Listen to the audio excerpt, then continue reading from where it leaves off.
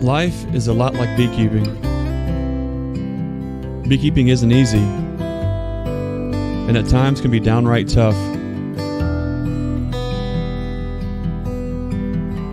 Sometimes you feel like you're on an island, that you're not making a difference, and that you're on your own. But just remember, the darkest hour is just before dawn. There are those out there shining a light, being the change, and being a lighthouse. You're not alone. There's an incredible community of folks who want to help, who want to lift you up, and want to see you do well.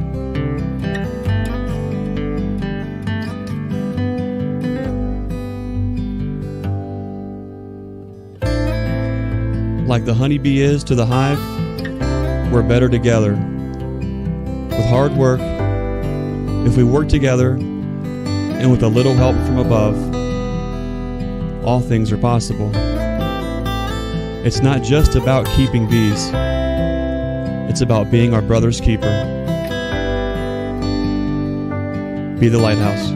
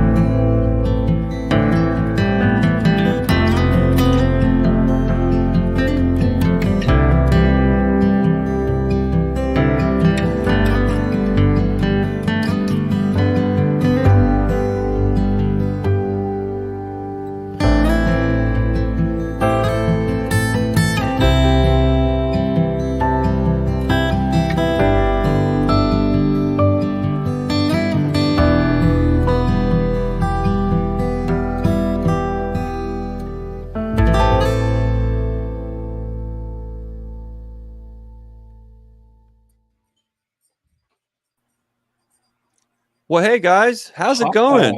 Fancy finding you here. I can't believe it. Sheesh. This is about to get lively. Oh, I see what you are so quick with those puns. Holy Moses. It's amazing. Wow. What's happening? Oh, are you sunburnt? Is it that noticeable? Oh. We got our first day, 70 some degrees, and we're out transplanting. Oh, boy, that's a whole story for another night. But we were just transferring a bunch of seedlings and grafted apples that we planted at the old place, not knowing they were going to go to the new place, and that's been pretty cool. So the kids and I and Susie, we were out just going to town, putting a little 40 apple tree orchard, and with a lot of room to grow. And so it's I kind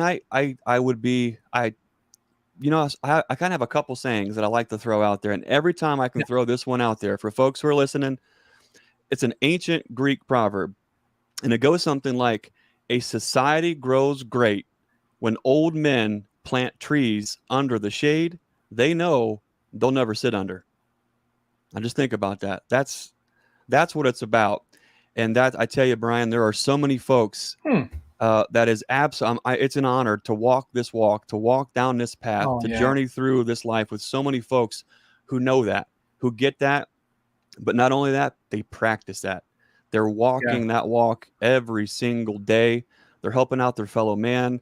They're being a lighthouse to folks, not only in their personal life, but in their business life. And I am really excited tonight for the makers pop on to bring on so many folks that not only do we use their products, not only do we believe in them and their companies, they're good, solid, salt of the earth folks. And it's going to be a lot of fun. Brian, what have you been up to? I tell you what, one of the makers here, I was so excited because finally, after been talking to him since the conference in January, I finally got this awesome jacket in with these gloves, and I got it dirty today. Ooh, first time, huh? Yeah. Maiden voyage. Oh, that's awesome. Yeah. Well, Brian, our buddy Bruce is going to check in later on tonight. He had something pop up. See what I did there? Pop up. Yeah. Anyways, I see. Yeah. I better finish up this coffee here. Luckily, it's just me and you talking. No one's really probably listening. Nobody else wants to listen to us. I don't know. It's just like Fred says. Nobody's listening. It's just us and our close friends. Yeah. Well, Brian, tonight is at the Hive Live conference, we got to meet so many folks. And in that intro video, you see all the signatures of all the boxes. Mm-hmm. I tell you what's awesome about tonight is everybody joining us tonight, they signed that box. That is and it's awesome. Cool because not only do I get to see that in every single intro, but that community hive is set up at our brand spanking new supply shop here in Zanesville, Ohio. It's set up, and it's a reminder, because it's we're better together, and it's because of all these connections working together, all for common goals, for the common good. It's just awesome, and I'm really excited about the folks that we have on tonight, and yes, definitely. Let's get going. Before we get going, let's thank. We are so many awesome people hanging out here in the comments. I'm going to try to cruise through. We've got we got Pete with B-Wise, get that beautiful baby. Tennessee Tim McCandless. We got Bob from Walker Bee Ranch. We got Rich from Time is Honey. LaGrange Bees, how's it going? We've got let's see, Kodiak or Lee from Kodiak. I just checked in and saw him and Bob have been busy doing live streams. That's been pretty cool. Who else? Let's scroll through here. Okay, got you guys. Mr. Randy Klingen, good to see you. We got all kind of people. Who else? Edward Alsop, good to see you too. 33 Mile Bees, our buddy Free Range Art Farm. Thomas.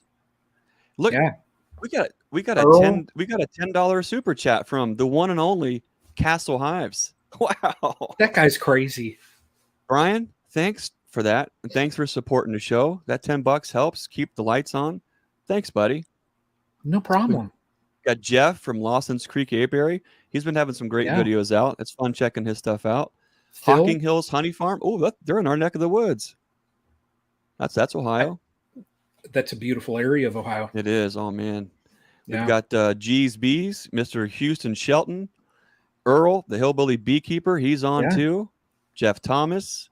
Boy, we got a packed house. Adventurous Life, Jim Hamby, Cage and Homestead and Beekeeping. Boy, the list goes Adventurous Life. Trails and Farms, Randy Reed.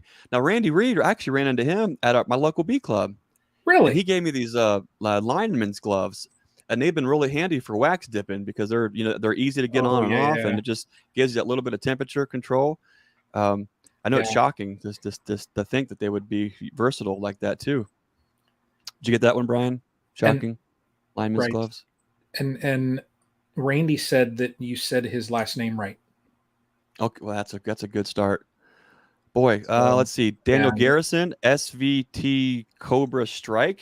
Oh, that's a new one. Anil was here. NKY. Anil. I'm looking forward to seeing Anil. He's going to come up for some nukes. We got Cody Walker, Jeff Thomas. Let's see. Bum going through.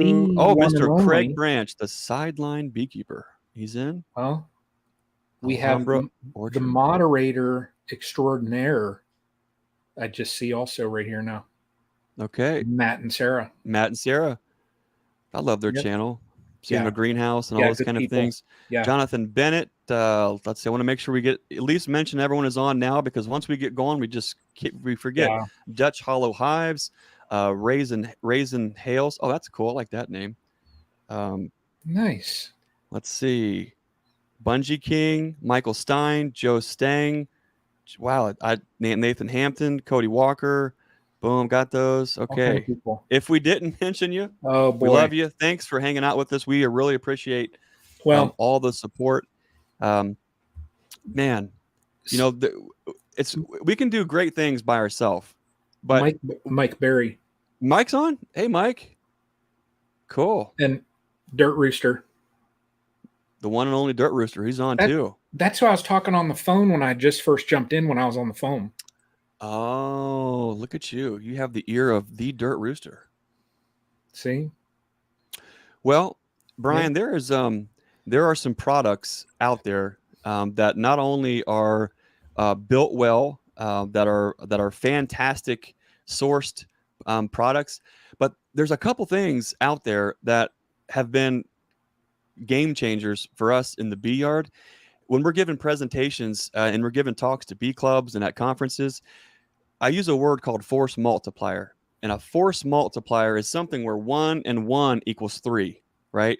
And that's a hard thing to pull off. But there has been a few different products over the last couple of years that have really made a huge difference in our beekeeping and are definitely to blame for the kind of growth that we've been able to absorb and then continue moving forward. One of those things is just before we got on tonight, I got a call from somebody, and she was really interested in our hive kits. And she said, nice. Now those come with frames and foundation, right? And I said, yeah. And she said, I've been hearing a lot of awesome things about that foundation that you've been using. Can you tell me a little bit more about it? And so I went through the whole thing, and I said, hey, there happens to be a great interview with the guy, Jeff Johnson. You can check out and hear exactly how this company came to be. But more importantly, when I let the bees choose, they're choosing the Premier Foundation over starter strips, over wax foundation, and over a couple other manufacturers of plastic foundation. And I had no dog in the hunt. You know, I had no bias. I just wanted to see simply, which do the bees choose? And what I kept seeing is the bees over and over and over again kept choosing a particular foundation. And maybe, just maybe, with the magic of the internets, maybe we can just do that. What's that movie? You're probably old enough to remember. Was it Wayne's World? Right? Maybe we can bring on the one and only Jeff Johnson. Hey, Greg. Hi, Brian. Jeff, how's it going? Things are good. Things are busy. We got nothing to complain about out here in South Dakota. That's for sure. Well, look how maybe smart we do, your office looks. I knew I was going to be on tonight, so I cleaned it up a little bit. I'm impressed. Look at that. He looks all, he's professional. I have a grow room in my background. What are you growing, Brian? Is that legal in this state? Well, just to clarify again, as of right now, there's Carolina Reapers, Mexican chilies, bell peppers, onions, and tomatoes. Wow. So you got a busy spring coming. Just to clarify. Now, Jeff, we're getting a lot of questions in here all of a sudden. And I got one question here. It says, out of all those books on the shelf, which one have you read and which one have you never read? There's a lot more of them I've never read than the ones that I have read. It makes you feel my same thing right now. Where I'm stuck in it's a breakfast nook is where I'm at, because down where my office is the basement. Well, in the wintertime in Ohio, it is cold down there, and so there's no way in the world I'm going to be doing this kind of stuff. So I kind of took over the breakfast nook area here to kind of do these things, but I got to move everything back down now. Now I've got a whole bookshelf back behind there, and it looks impressive. But the fact of the matter is I've probably read 10% of those books, but I feel smarter having the other 90%, just in case I need to. Yeah, most of the books back there. Yeah, most of the books back there, they're my wife's. She's the smart one. Wow. So Jeff, what a fun journey it's been the last couple of years, getting to know you, Matt, the folks at Premier, get to use the products. For folks who haven't quite seen the Jeff Johnson interview on our YouTube channel, talk to us a little bit about who you are as a person and what you guys are doing with Premier Bee Products. It's kind of an interesting story. It's not a typical person that was a beekeeper and came up with a new gadget or a widget in the beekeeping world. Actually, I didn't have anything to do with the beekeeping world. I was 52 years old, and I sold my business that I had for the previous 18, 19 years. And I thought I'd be retired, really. But that lasted about 2 months, drove me nuts, not having anything to do. And so me and my business partner in my previous business, we owned a power sports dealership. We decided we had to find something to do because we were too young to retire. And one of our good friends was a plastics engineer. And his name is Mark. And he said, you got to come up with something to make out of plastic. And that's kind of a big window. And so couple things one thing led to another, and we kind of got interested in plastic foundation. And I've got a biology degree from when I was in college years and years ago, so it was really interesting. And I started doing a lot of research, and I found out, guys, that really the plastic foundation, nothing had changed with plastic beehive foundation since the early to mid 90s. I mean, the only thing that really had changed from the mid 90s all the way up to now is they would put a little more wax on it, and that was it. And as I did the research, I started to look at it, and I couldn't figure out what they were trying to tell us about it when they would talk about cell size and different things like that. And so my friend Mark, the plastics expert, I had him start looking at all these sheets of plastic foundation that I had accumulated from all the different manufacturers. And what we learned when we had my friend Mark look at it, that many of the characteristics and dimensions of that existing plastic cells and sheets at that time were more determined by their manufacturing process than by what the bees wanted. And so I really set out on a quest. I wanted to figure out, what did the bees want? Instead of what could we make and trying to have the bees like it, I wanted to know, what did the bees make when there was no underlying cell pattern for them to imprint on? And so we started studying it, and it took about 3.5 years of my life, but we figured out what bees build in nature. And we did that by studying many, many, many pieces of comb that had no underlying plastic foundation or beeswax foundation. We used all top bar hive comb that we studied, and we figured out what the dimensions and characteristics of natural comb was. And so then we go back to Mark, the smart guy, the engineer, and said, hey, here's what Mother Nature's telling us we've got to build. How do we do it? And it was an immense project, but it was just the exact opposite side of the coin as what had been done. Instead of taking what we knew we could build and trying to get the bees to like it, we let the bees tell us what they wanted. And then we had to figure out how to make it. And it took a long time. And I mean, there was lots and lots and lots of, we thought we'd have something figured out, and then it wouldn't work, and we'd start all over again. I mean, everybody knows this story. You just keep going until you finally figure it out. And while we were doing all that, we kind of figured out also that, we're based in Sioux Falls, South Dakota. We manufacture the foundation here in Sioux Falls, South Dakota, but South Dakota is kind of right in the middle of really, really good bee country. And there's all kinds of resources that were right around us, like Kelvin and Brett 80. They're the largest beekeepers in the world. They're just up the road about 40 minutes. And actually, one of my business partners, 80s, have bees on some of his property.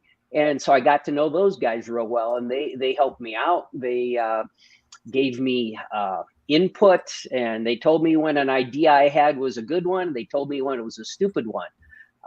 The other thing that we're very fortunate, the plastic foundation's got to be coated in wax.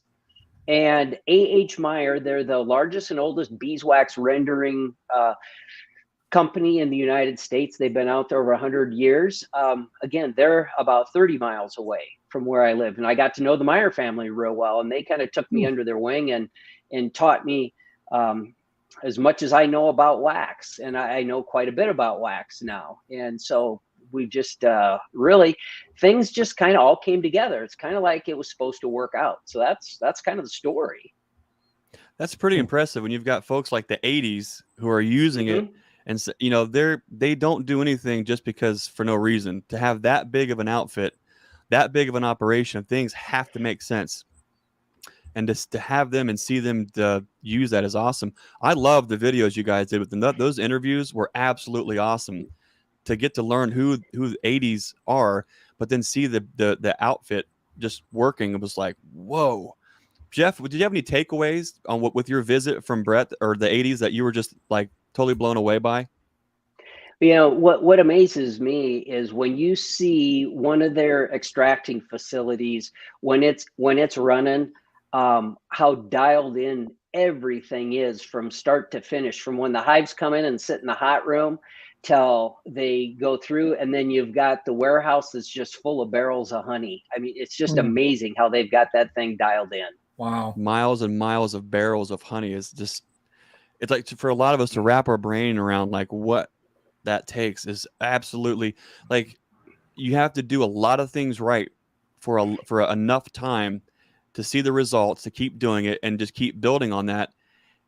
They're not going to use products that aren't working, plain and simple. Like if they're going to keep using it, I think that's awesome. It's you know, I know we've talked, Jeff, in the interview that we did with you, but more so than what Jeff thinks about it, that's important. You know, as the co-founder, it's important, I guess, what Brian and I or Bruce or our viewers, you know, might think about it.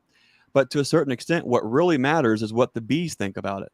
And like we mentioned in that interview, when we let the bees decide, when we ran these in trials, especially on packages, if you really want to see if a foundation is going to work well or not, throw a package on it. They have no other choice, nothing but fresh foundation, nothing else to go to.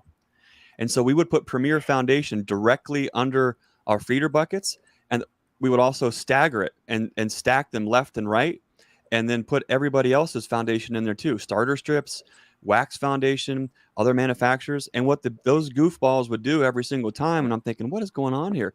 They would come up to where the feed's at, and you would think that the bee is going up to the feed, whatever foundation is directly there would be the first ones.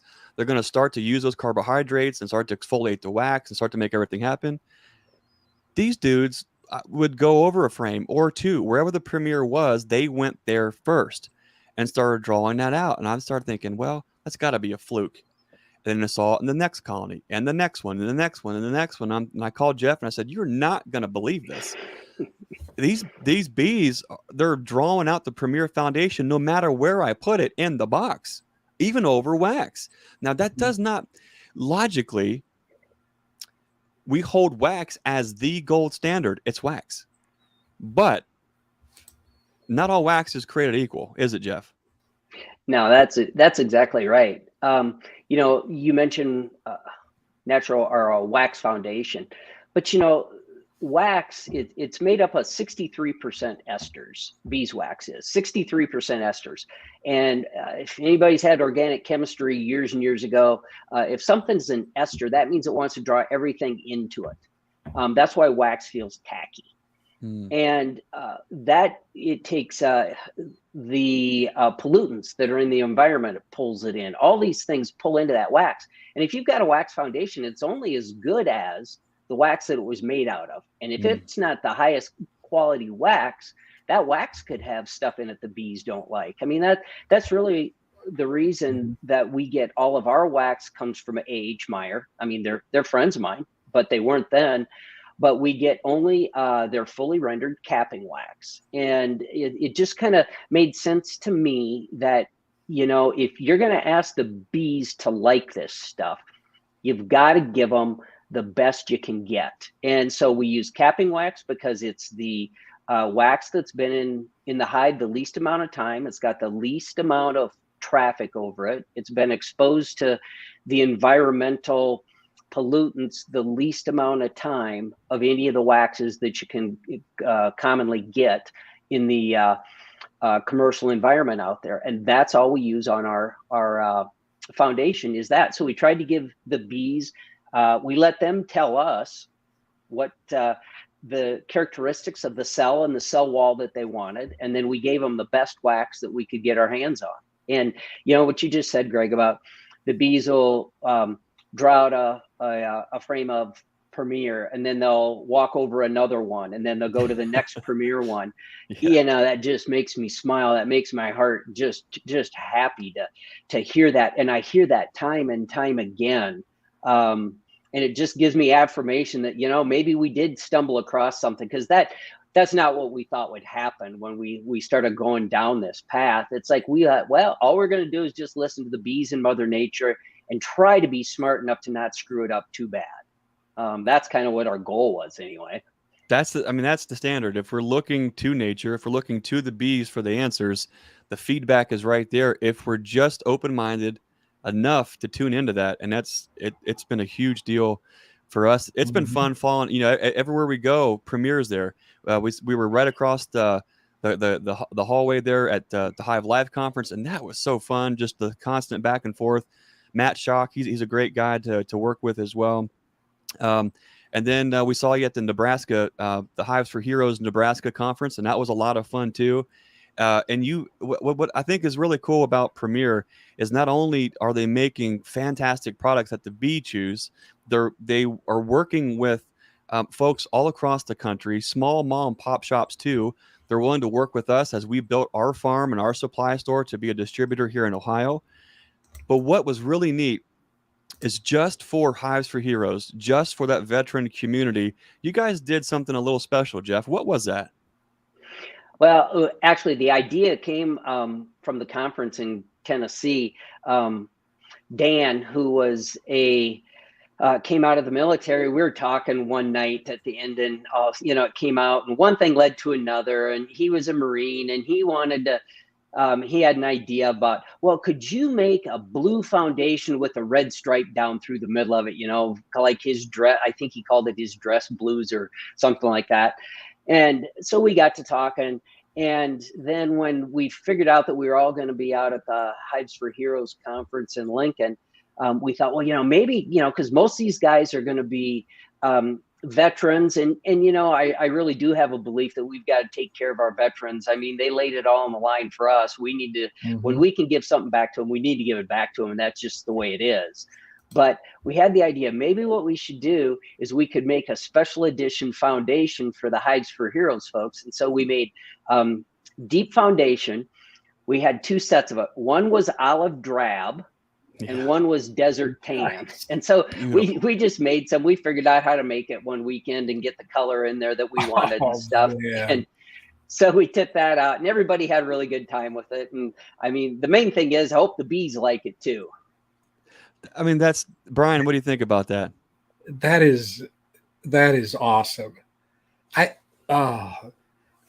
makes me more sick that I missed that conference. Oh man, do you have pictures? Oh, there's you guys have. There is some photos. I saw you guys share. Did you share it to the Hives for Heroes page or the Premier page? Probably both. Oh, I'd have to ask Matthew. That's right. He's the social wizard. That's right. That's right. Exactly.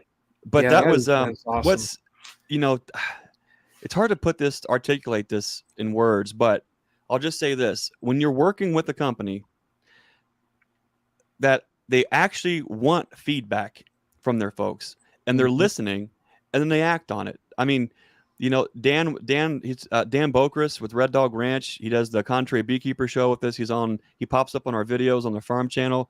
Great guy, served our country. Him and his wife, Christy, have a beautiful honey business.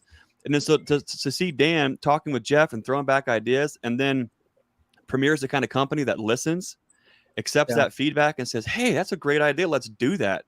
And then you show up to Nebraska at the Hives for Heroes conference, and there it is in all its glory. I mean, that's cool. I mean, that I think that speaks volumes, Jeff, on who you guys, not only who you are as an individual, but who you are as a company. Like, that is huge. You are there. You're listening. You want the feedback. You're making stellar products. You're getting into all of our hands. Our bees are choosing it. We're choosing it. That's one of those collaborative, mutually beneficial relationships, Jeff. And I can't thank you enough for what you've done with Premier and how it's helped us in our bee yard too. Thank you guys for having me on. I sure appreciate it, and I really enjoy working with all of you guys too. It's a pleasure, and it's my honor to be able to work with you guys. Well, looking forward to seeing you later on in the summer. Maybe we can go back to Yep. that fishing contest and see who can get that big fish again this year. So we'll That's see you right. later on this summer. It's on the calendar. All right, Jeff, thanks for taking time out. Thanks for looking really, really smart and having a nice, clean desk. I mean, I hope my wife's not watching this because she's going to say, you saw that Jeff Johnson? He's a successful businessman. Look at his desk. Luckily, you can't see mine right here. You guys don't know, this is the first time I've ever done this. I've never done Zoom or anything. So this is you're the first? Yeah, this is the first. Oh my, now that's an honor. That is so cool. History. Wow. Awesome. Well, Jeff, thanks again for taking time out of your busy day to spend a little time with us and our viewers, share who you guys are. If you want to see the interview with me and Jeff and learn more about some of these details, the trials, why we chose Premier, how they're making that possible, you can go to our YouTube channel. Also, check out Premier's website at premierbproducts.com. You can see it there at the bottom. You can see their website on top. But they also have a YouTube channel sharing great interviews and videos at Premier. Just check that out on YouTube. They also have a social media presence, Instagram. They're in all the places. Thanks, Matt Schock. We know it's beyond Jeff. So thanks, Matt, for making that, working all that wizardry there. But Jeff, anything else that you want to add before we let you get on with the rest of the night? Not really. Thanks for having me here. It's been fun, and I'll do this again sometime. This wasn't so bad. Okay, well, good deal. All right, Jeff. Thanks again for joining us. We appreciate you. Thanks, guys. See ya. Brian, look at this. I'm all big. You're in the what's that show? What's that show where they like pitch business ideas in front of a bunch of people? Shark Tank. Shark Tank. Yeah, that you were the one on the spot right there. All of a sudden, boom. Yeah, I tell you, my experience, and I'm the small scale guy, but I will say, I bought, where'd I get 100-pack of Premier Foundation, and like literally everybody says, the minute you open it up, the quality of the foundation, just that you get that smell hits you. But I tell you, like you said, my hives last year, loved it. I think of the 100 that I bought, I probably only have a handful that did not get drawn out. That's it. What I tell you what I noticed is they were even drawing this out late in the summer. I mean, late. Even times where we weren't getting a lot of nectar in, and we just had buckets trickling. Like, I was surprised that these rascals were still drawing foundation. That's kind of hard to do, to get them to draw a foundation when there's not a flow on. That can be challenging. So I think our buddy Ed Friel commented on there, and he said, thanks a lot, Premier. It's your fault. Because of your foundation, we have to buy more boxes. I mean, that's awesome. The truth. It's good stuff. But anyways, I can sit here all night and just talk about. There are a few things that literally, we are not paid spokesmen by anyone that you're going to see tonight. No, no one has paid us off to promote them. The folks that we're bringing on have made such a huge difference in what we're doing in the bee yard with our business, but not only that, but how they treat other people. The whole do unto others thing. These folks live by that, and it's an absolute honor to spend a little bit of time with folks. Would you see that? That wasn't a bee. We've got these stink bugs, something fierce, and they have not gone away at all. And every now and again, I can see on my screen there's something right there. It'll buzz right by. I'm thinking, first I think it's a bee. I'm thinking, what's a bee doing in the house? No, it's a stink bug. In case you were wondering, everyone in YouTube land, what is buzzing around Greg's head? It's a stink bug. So. Nice. Now that you know. With stink bugs, if you ever had a colony of stink bugs, you never really have to wear any kind of protection. No veils, no gloves, no bee suits, no bee jackets, none of that kind of stuff. But if you're the kind of person that says, hey, you know what would be handy? Not getting stung. And how can we not get stung, Brian? You have to wear the best vented jacket out there. And I tell you what, I've had a couple. Yeah. I've had the thicker, whatever they are, the not the vented, just those thick suits, and they're uncomfortable as all get out. I've had a vented one that's, it's okay. But I tell you what, my maiden voyage of my Guardian jacket today, I am sold. They're And comfy, aren't they? I'm not saying that just because we have Guardian on here tonight. I should have Wait, bought. Brian, it was going to be a secret. I know, but We were built. It was a slow build. You have it in the comments, though. You told everybody already. I'm just bragging on their stuff. Man, I should have bought the gloves when I was at the conference just because I was like, oh my gosh, these things are, but I tell you what, I probably will not wear any other products other than his. You might look funny going to work, but at least you'll be comfortable. They won't judge me. They won't judge me. Not to your face. Behind your back, exactly. That's okay. I tell you what's cool about those jackets is if you ever have one of those like really comfy hoodies that it doesn't matter what time of the year is, it could be a little too warm, it might be just a little too cold, but you're still wearing that jacket because it's comfy and it just feels right. That's what happened the first time I put on that Guardian vented B jacket. It just felt right. It was comfy. It hugged you in the right places. Anyways, but we could go on and talking about how our huskiness requires a certain form and fit. Or you know what we could do, Brian, with the magic of the YouTubes, we could bring on the one and the only Terry Chapman. How's it going, guys? Thanks for all the kind words.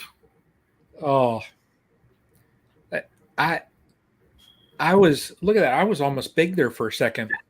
Greg stole my moment away. I'm learning how to use this stuff. Brian, usually the ones that makes everyone look good. Yeah.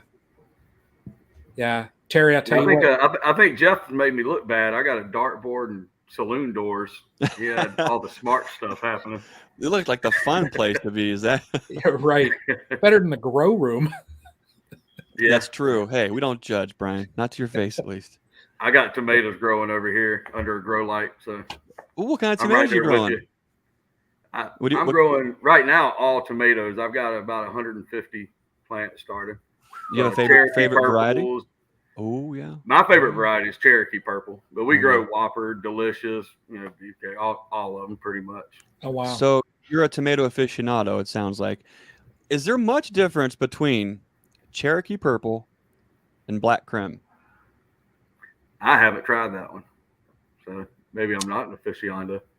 Well, if there's anyone in the comments who knows about tomatoes and Cherokee Purple and Black Creme, what's the difference? Is it a name thing or is there actually a difference? I don't know. I don't know. Well, Terry, thanks for coming on. This has been great. I enjoyed it. Oh, no. What's new in your neck of the woods, Terry? What have you been up to? Oh man, I've been spending a lot of time with my father. That's pretty much what's been new. By the way, thank you. I'm sure there's people watching right now that have been reaching out to me personally. I know you guys have. It means a lot. It's been. My father had a heart attack. For those that don't know, and he's a mentor, of course, for me as far as entrepreneurship, and also part owner of this business. He's a silent partner, but he's involved, and he ended up having to have multiple bypasses, and that's pretty much been my life, for the last 3 weeks is spending time with him every day, making sure he gets everything he needs, gets where he needs to go, and he's doing great. So thanks for all the well wishes, everybody. It's I'm almost back to Guardian B Apparel full time.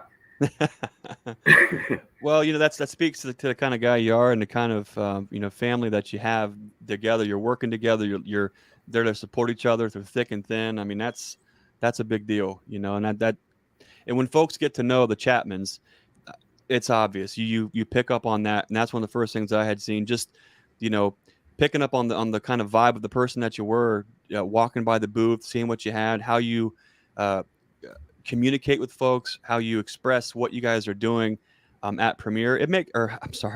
At Guardian. I've got the Premier comments here on the side. It makes a big difference. You know, there's a lot of folks we can choose to work with. We could rattle off a bazillion different names, but what sets these different brands apart are the people behind the business, the heart behind the business, and where these folks stand on a lot of things. And it's been awesome to be able to work with the Chapmans, with Guardian Bee Apparel, using those products. I like them. More importantly, the boss, she loves that jacket. Absolutely loves. I'm glad she does. And hey, Tell you her guys know thank how you. it is. If mom is happy and she's helpful in the bee yard, I mean, that's a big deal. That's kind of hard to pull off. I tell you what, the gloves, like, you know, now I'm going back to my prior beekeeping gloves. You know, they're just those thick, they're, you know, it's difficult to grab frames. It just makes it hard to work the bees. So I went to wearing those thin little nitrile gloves, but you still get tagged through them. You know, I mean, the benefit of those, you just grab the glove and you just pull the stinger. So I was hesitant to try on a pair of gloves, but when I tried those things on, and today when I got them dirty, it's those gloves are. I'm not going to buy any more nitrile gloves. You know, I can say I love those things. They made it easy to work those hives again with gloves. They've been very well received. We've yeah, we have a hard time keeping them in stock. That's probably the biggest problem. It's probably the biggest place I'm failing, to be honest with you, as an entrepreneur, is being able to stay ahead of demand. And I think I may have diversified my product line a little too early, but it's a little bit stressful, but good problems to have. You know, it's amazing. I'll get my warehouse set up, and me and Corey, who a lot of y'all met at Hive Life, that works with the company, we'll just be bright-eyed and happy. Yeah, man, look at how good we're set up. And then 2 weeks later, it's, what all are we running out of? I mean, it's just amazing. Yeah. For folks who don't, if tonight, if folks are just for the first time hearing about Guardian Bee Apparel, Terry, tell us about who you are and who Guardian Bee Apparel is. So I got into beekeeping because my daughter had allergies, and I thought it'd be something fun she could do. You know, she was preteen, try to keep her interested in things other than social life. And I stayed with it. She didn't. But I used to work EMS, and I used to work industrial fire. I was a hazmat tech, a rope rigging tech, search and rescue. So I had an extensive background in protective equipment. You know, if you're walking into an environment that's deadly, you need a level A suit with an SCBA on inside of it. If you're working bees and the guy next to you doesn't even wear a suit, you know, that's not a need, that's a choice. And when I got into beekeeping, I know, like, one of the things that I watched with my daughter, she got so frustrated trying to zip up underneath her chin and was worried to death bees were going to get in. And then, you know, I'm a big guy, blonde hair, blue eyes, pale skin. You know, I get hot and I sweat and can't see. And as you know, over about the first year or two of beekeeping, I just got to the point where I decided that something had to happen. You know, whether I was either going to modify something or have something made so that I could have the level of protection that I felt was appropriate, that would also add convenience. And I really couldn't find a suit that I liked enough to modify, so I just started from scratch and started. I showed them to some other beekeepers locally, and they wanted some. And I've got like 4 bee clubs within an hour of me in different directions, and I started going to the bee clubs and selling suits out of a trailer, and it was going really well for such a small sample. I went ahead and did a Kickstarter, crowdfunded, and we set a $10,000 goal. We hit 28.5, I believe, in 30 days, and that was it. So yeah, wow, I didn't know that. I'm gonna start a website. Yeah, I had no idea. Why did Kickstarter not tell me? I didn't hear that part of the story. You know, we're walking through Hive Life, and here's a bunch of dudes working together and a bunch of jackets, and I said, hey, I'd like to try that jacket on, and just that what sold me is how they communicate what it is that we're looking at, and just how they are, honestly telling us about the product. That's what sold me. I had no idea. That's super cool, man, to see like you're literally grassroots company that have built it up from nothing to where it is today. That's pretty cool, man. It's been a fun ride. Yeah, it's scary sometimes, but you were talking earlier about some of the people you're having on tonight, and I guess the temperament and the way that they communicate and how things are handled. That isn't just entrepreneurs or YouTubers in this space. Me and Corey talk about it all the time. I don't even think we could make a customer angry. I mean, people are just so. It's like, to be a beekeeper, you have to be nice first. Yeah. I don't know. It's just amazing how. I was scared to death going into this, and every day I just look around and can't believe what kind of community I found. It's tremendous. That's it. It seems like we find ourselves in a really special point in time where a lot of us are finding each other, and we're building this community together, and we're looking out for each other. We're supporting each other, and that's a really, I'm still young-ish. I'm not as old as Brian. Look at him. I'm probably older than both of y'all. But hey, it seems like, in my mind, there's only a few moments in our lifetime where we can actually feel things changing. We can actually feel that tipping point. And it really does. I honestly believe that we're right in the middle of something going on. And I can feel that at Hive Life, before Hive Life. People that you don't even know, are just being brought into your life, and you into theirs.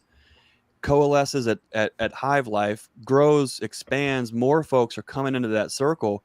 And I mean, that's the powerful thing. And it's just, it's a blessing and an honor. And it's so humbling to be involved in so many different parts of the beekeeping industry, YouTube and podcast, and to be able to share all this with so many different people.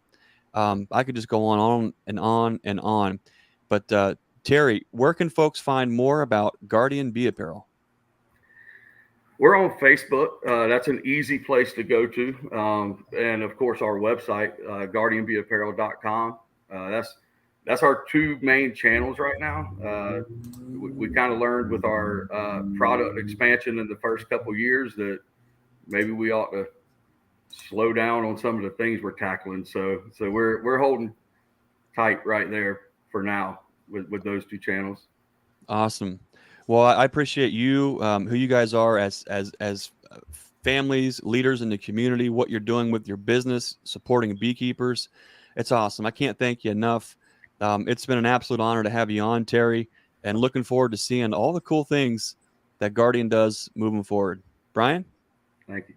I have to share something, though, that I did for Terry. Oh. It's a little video clip. Ooh. Roll it. I think he saw part of it. I think I got to. There's not a blooper reel, is there? No. There's no blooper reel. Let me find this. And I just threw this together just to throw this together. Here, let's. Thank you, Don. We got to make it bigger. Huh?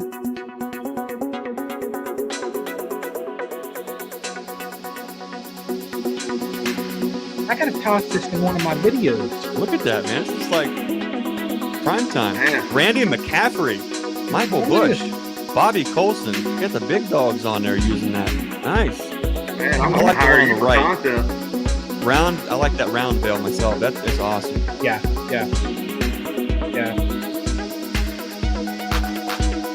Look at that. That right there.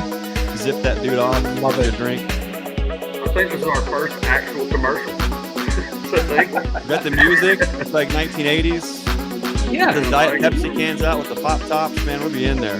Look at that. Look at that. Man, that was really cool. Thank you. Nice job, Brian. I That's should do just some playing commercials for us around, too. you know. I mean, I could maybe do one for Nature's Image, but Nature's Image, you got your own editing, and it's, you know.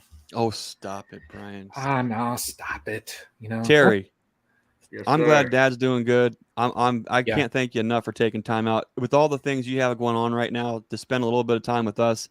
We really do appreciate that. It means a lot. So thanks for taking a few minutes out to visit with us. It means a lot to me. I know I was a little tough to pin down, and I appreciate you sticking with me. You know, I'm not the on camera kind of guy, but you know, life don't start until you get outside your comfort zone. So I appreciate you getting me on here. No, you bet. It's like I could spend all night talking about folks, not necessarily what I think about them, but you will know a tree by its fruit. And there's a lot of folks on tonight. It's an absolute honor to be able to share what it is that they're doing. And you guys are definitely one of them. So Terry, thanks again for joining us. Looking forward to checking you out and seeing what you guys are up to moving forward. Thank you. Appreciate you letting me be a part of this. Terry, you take care, buddy. Now come on. You were the one in like the big. Let's you're make in Brian. the spotlight. Brian. No. Look at There that. he is. You can really see the grow room now. But do you know what's right there, though? Is that a California beekeeper badge? California beekeeper shirt. Look at you, man. You're just sporting everything. Well, Looking fly. I just can't I've never said that before. That didn't even sound right. Looking fly. I mean, who says that? I've never said that in my life. The next I'm time trying you're to gonna act. say that, Look, I'm a little intimidated. Truth be told, I'm a little intimidated. We got a couple guys left, and I'm just, it's intimidating. They're so awesome. I'm finding myself throwing out lingo that I've never used before just to try to fit in, just to try to sound cool. But the joke's on me because it's not working. right? Hang on 1 second, because if you're gonna say that, I think no. I have to do this. Oh boy. Show enough. Does anybody in the comments know what show enough is? If not, you're in for a real treat tonight. Whatever you do, don't Google that or put it on YouTube. You do it's gonna take you down rabbit holes that you never knew existed that you will never come back from. Oh, Terry Chapman. Terry knows who show enough is. Oh boy. Oh, look at Tennessee Tim. Oh boy. Look at you. Man. So Greg, from now on, your nickname's gonna be Leroy. Oh gosh. I've been called worse, believe me. Right. Yeah. Sawmill Charlie, he doesn't know. Charlie, you check don't it know? out, Sawmill Charlie. Ooh, Last Dragon. So you have some experience with some of these types of hives that this year we're setting up something completely different for our customers who buy nukes and packages. We're setting up a learning yard. And in that learning yard, we're setting up a few different types of hives. We've got a top bar. We've got a horizontal. We've got an Apparel. We've got 8-frame stuff, 10-frame stuff, blah, blah, blah, blah. But the one that I'm really, really excited about is I think you've tried something similar. Yep. And I'm really excited to get my hands on when you think of horizontal hives, to me, there's only one name that comes to mind. And it is an absolute honor to bring on the one and the only Rickey Roark. Hey guys, how's it going? Hey Rickey, how are you? What's up, buddy? I'm pretty good. Look at that shirt. Yeah. Representing. Nice. I'm telling you. Geez. Cayman's going to love that when he watches this, which is probably never, but we saw it and it matters. Right. Yeah. How you doing, Rickey? What's new in your neck of the woods? Oh man, it's just been a busy day. We did some splits today and put some swarm traps up, so it's been a really good day.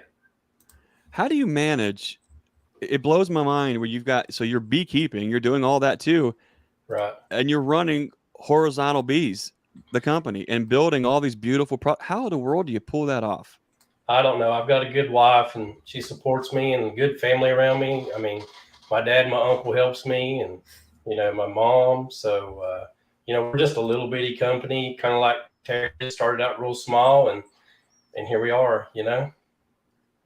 I seen some really awesome videos that you did. One of them was with Lee at Kodiak Farms. Yeah. You made a really cool horizontal hive for him. For folks who aren't super familiar yet with horizontal hives, or who you guys are at Horizontal Bees, walk us through who you guys are and what you're doing at Horizontal Bees.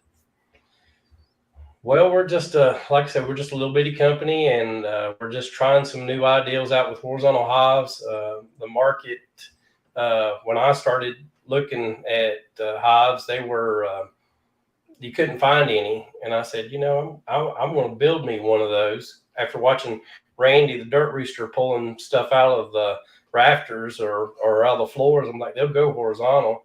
And so we ended up building one for me, and next thing you know, we're building 7 or 8 different types of hives right now. And what's cool is we get a lot of customers that call and say, hey, can you build my hive, but can you do this to it? So it's really pushing the hives farther. And just like you know, you will say, hey, I want it for teaching. You know, I want it to do this. So here we can manipulate it and build it that way. But you know, there's a lot of guys like NKY that's on here that's trying some stuff with the horizontal hives, and each person takes that hive to the next level. It's wide open right now. Mm-hmm. That was the cool thing is I got to see we keep saying it, and we got to say it. There just wasn't enough time to visit with everybody at Hive Life and spend the time, you know, because by the time, you know, even during the breaks, I mean, the vendors were still swamped with questions and all this kind of stuff, and I never got to really make it over to formally introduce myself and meet you and hear more about you guys. But I got to actually see the products, and I got to see what people thought about them. And people just love that idea of having a colony up that is in a comfortable place. Right. That's if you are someone who has a bad back, if you have accessibility challenges, or if you just want to try something cool. It's so comfortable at that height to work a hive. It's absolutely beautiful. And I am really excited to stop by and see you soon and pick up one. We had you kind of do one a little different, a little bit of a Burns mod per se, where we can teach out of it, but we can also show folks that, hey, you can take a colony and you can raise this colony right here. And guess what you can do on the side? You can make up those extra queens that's to requeen your bee yard. You can make that split. You can have a backup split just in case something goes sideways. And if not, it's one of those things where you can be a lighthouse to somebody else. If you have that extra compartment and you're making a queen, you can give that queen to someone in your bee club, someone who needs it. You can have that little colony just cruising on the side in case you need or somebody else does. I think that's beautiful. I am really looking forward to getting my hands on there and seeing all the things that horizontal hives can do. Rickey, for folks who have never worked a horizontal hive, can you talk to us about the basic layout of a horizontal hive and some of the kind of the tips and tricks that folks do to be really successful with them? Well, the horizontal hive is a lot like a single brood system, and it's really easy to access those frames out. But there's some tricks, you know, when you get closer to winter, you want to get that hive down to about 15 frames. We sell our hives with queen excluders, so you can really use that queen excluder in there and set your honey to one area of the hive. The horizontal hives tend to create a lot of brood, and you know, but with that queen excluder, that really helps negate that. And then the super horizontal hive there, you can see you can put hog halves on that, and in that center position, that's a really nice, unique hive. And you can add the flow frames inside this hive. You know, we built the queen rearing hive for more of big beekeepers that want to raise queens. I know Lee got one of those, and yeah, that's cool looking. Yeah, once you do the queens, you know, you can go down and go to Nucs in that hive, and now you got 6 Nucs in that same hive. So, and then you can change it to 3 hives. So it really allows the beekeeper to manipulate that hive. It's awesome. It's just there's something to be, there's, you know, it's not just because I'm getting older, but there's you get into a certain pattern in the bee yard, especially when you go from backyard to sideline, you start to find things that you're comfortable with that work for certain reasons. Whether it's a certain type of foundation or a specific bee jacket or a specific type of a hive or a colony.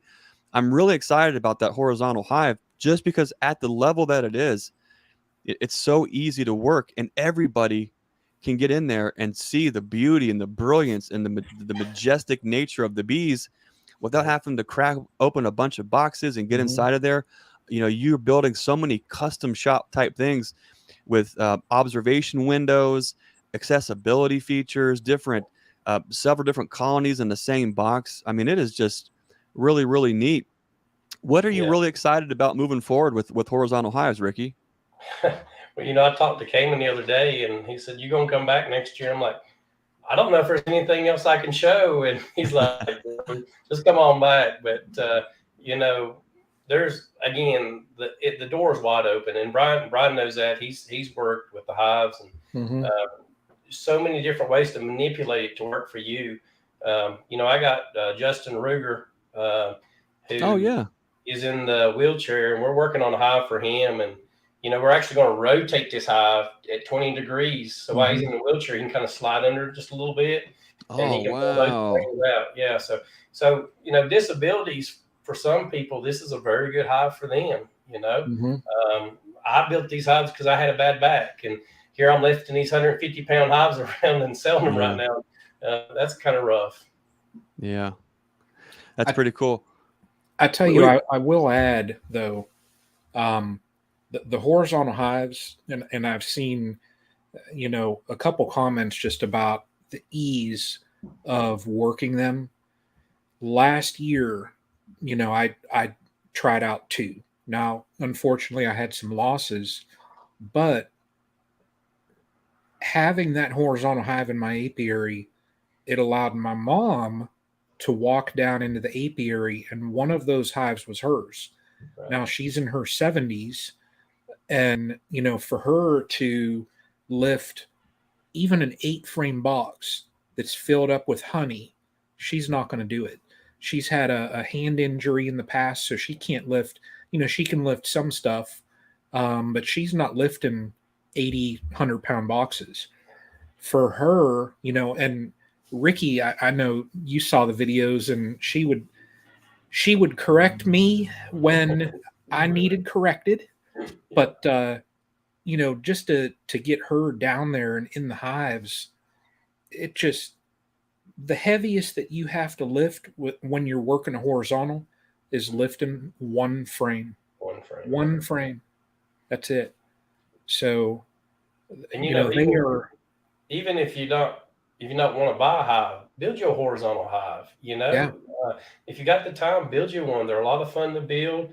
I know there's a lot of people that have the designs online, and you can download those. And I've got a video that tells people how to get you started building one. And I know if give me a holler on my my channel or my website, and I'll help you out also and get you started.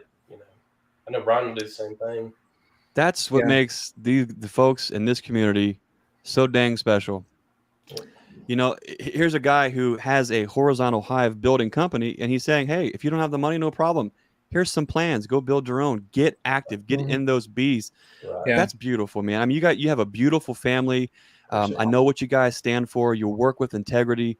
You're doing unto others as you want them to do unto you. The list goes on and on and on. You're working at a certain level with integrity to where it is an absolute honor and a privilege to be able to share this journey with folks like you, Rickey. It's awesome. I can't get the sneak peek out yet, but Rickey sent me a couple photos, and I tell you, folks, I cannot wait to share that with you and what that means to me. I showed my wife, I showed my kids. Absolutely beautiful, stunning work. His whole family is involved. It's just, how can you not want to support a guy who is just working so hard to do what he can for everybody else, even at no cost? I mean, he just said, if you don't have the money, no problem. We'll get you the plans.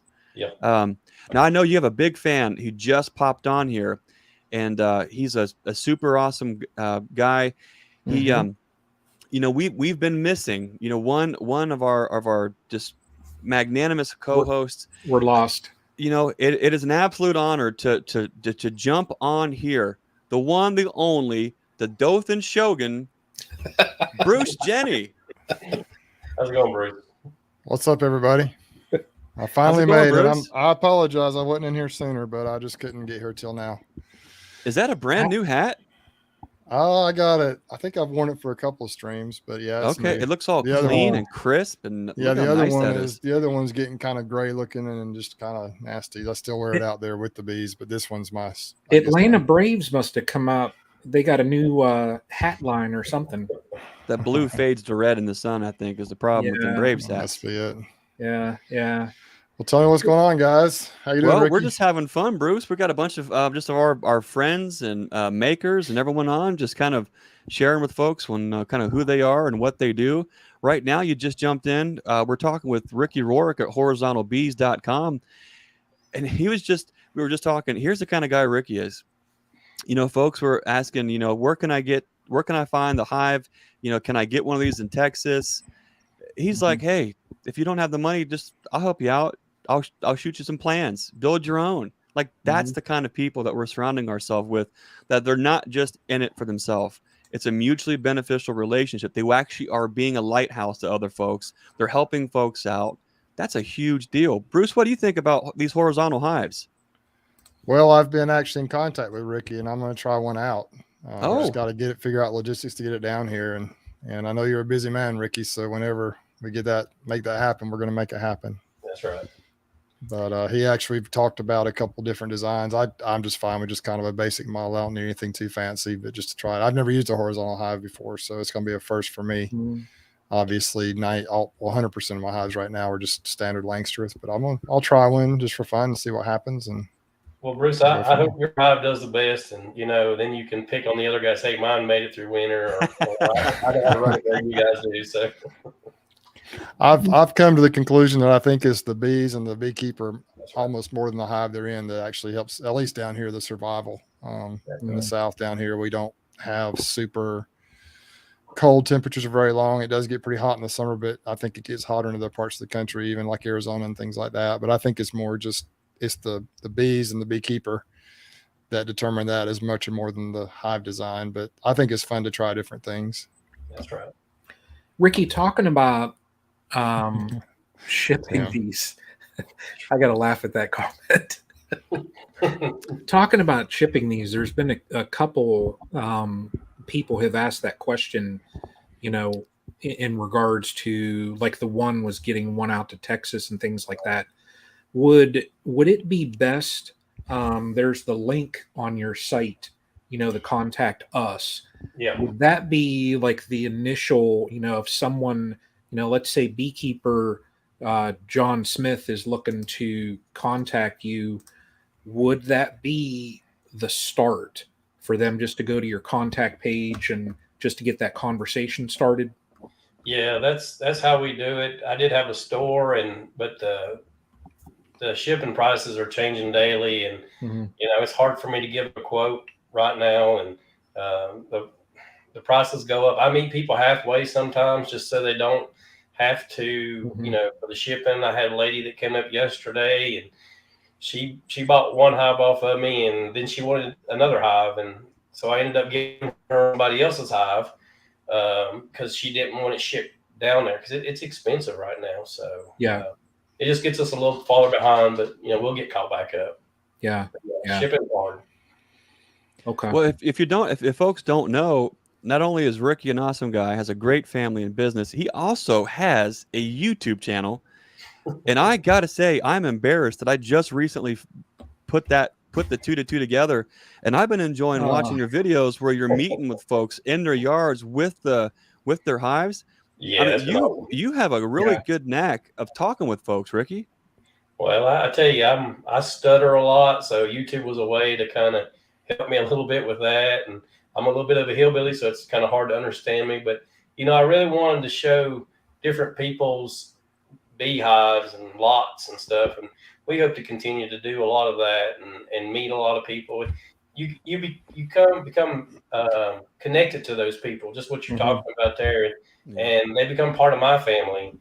And just like the Hive Life Conference, all those people I met down there, that now they're part of my family. It continues to grow. The bee community is really growing right now, I think. Yeah. I'm looking forward to maybe getting in and popping in on one of Ricky's videos here in the future. That's there's so many little secret reveals that I have to wait until later. But Rickey, I just got to thank you and your wife, your family, for what you guys are doing. That photo that you sent me, it absolutely, boy, it made my heart pitter patter to see that. It was just so awesome. So folks, check out Ricky's YouTube channel at Horizontal Bees.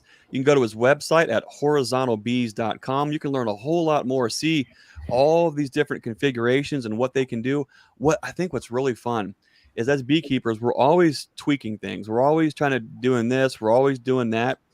And what I love about the horizontal hives is it's kind of freshened me up mentally a little bit, because it's caused me to think. I've been thinking, okay, well, cool.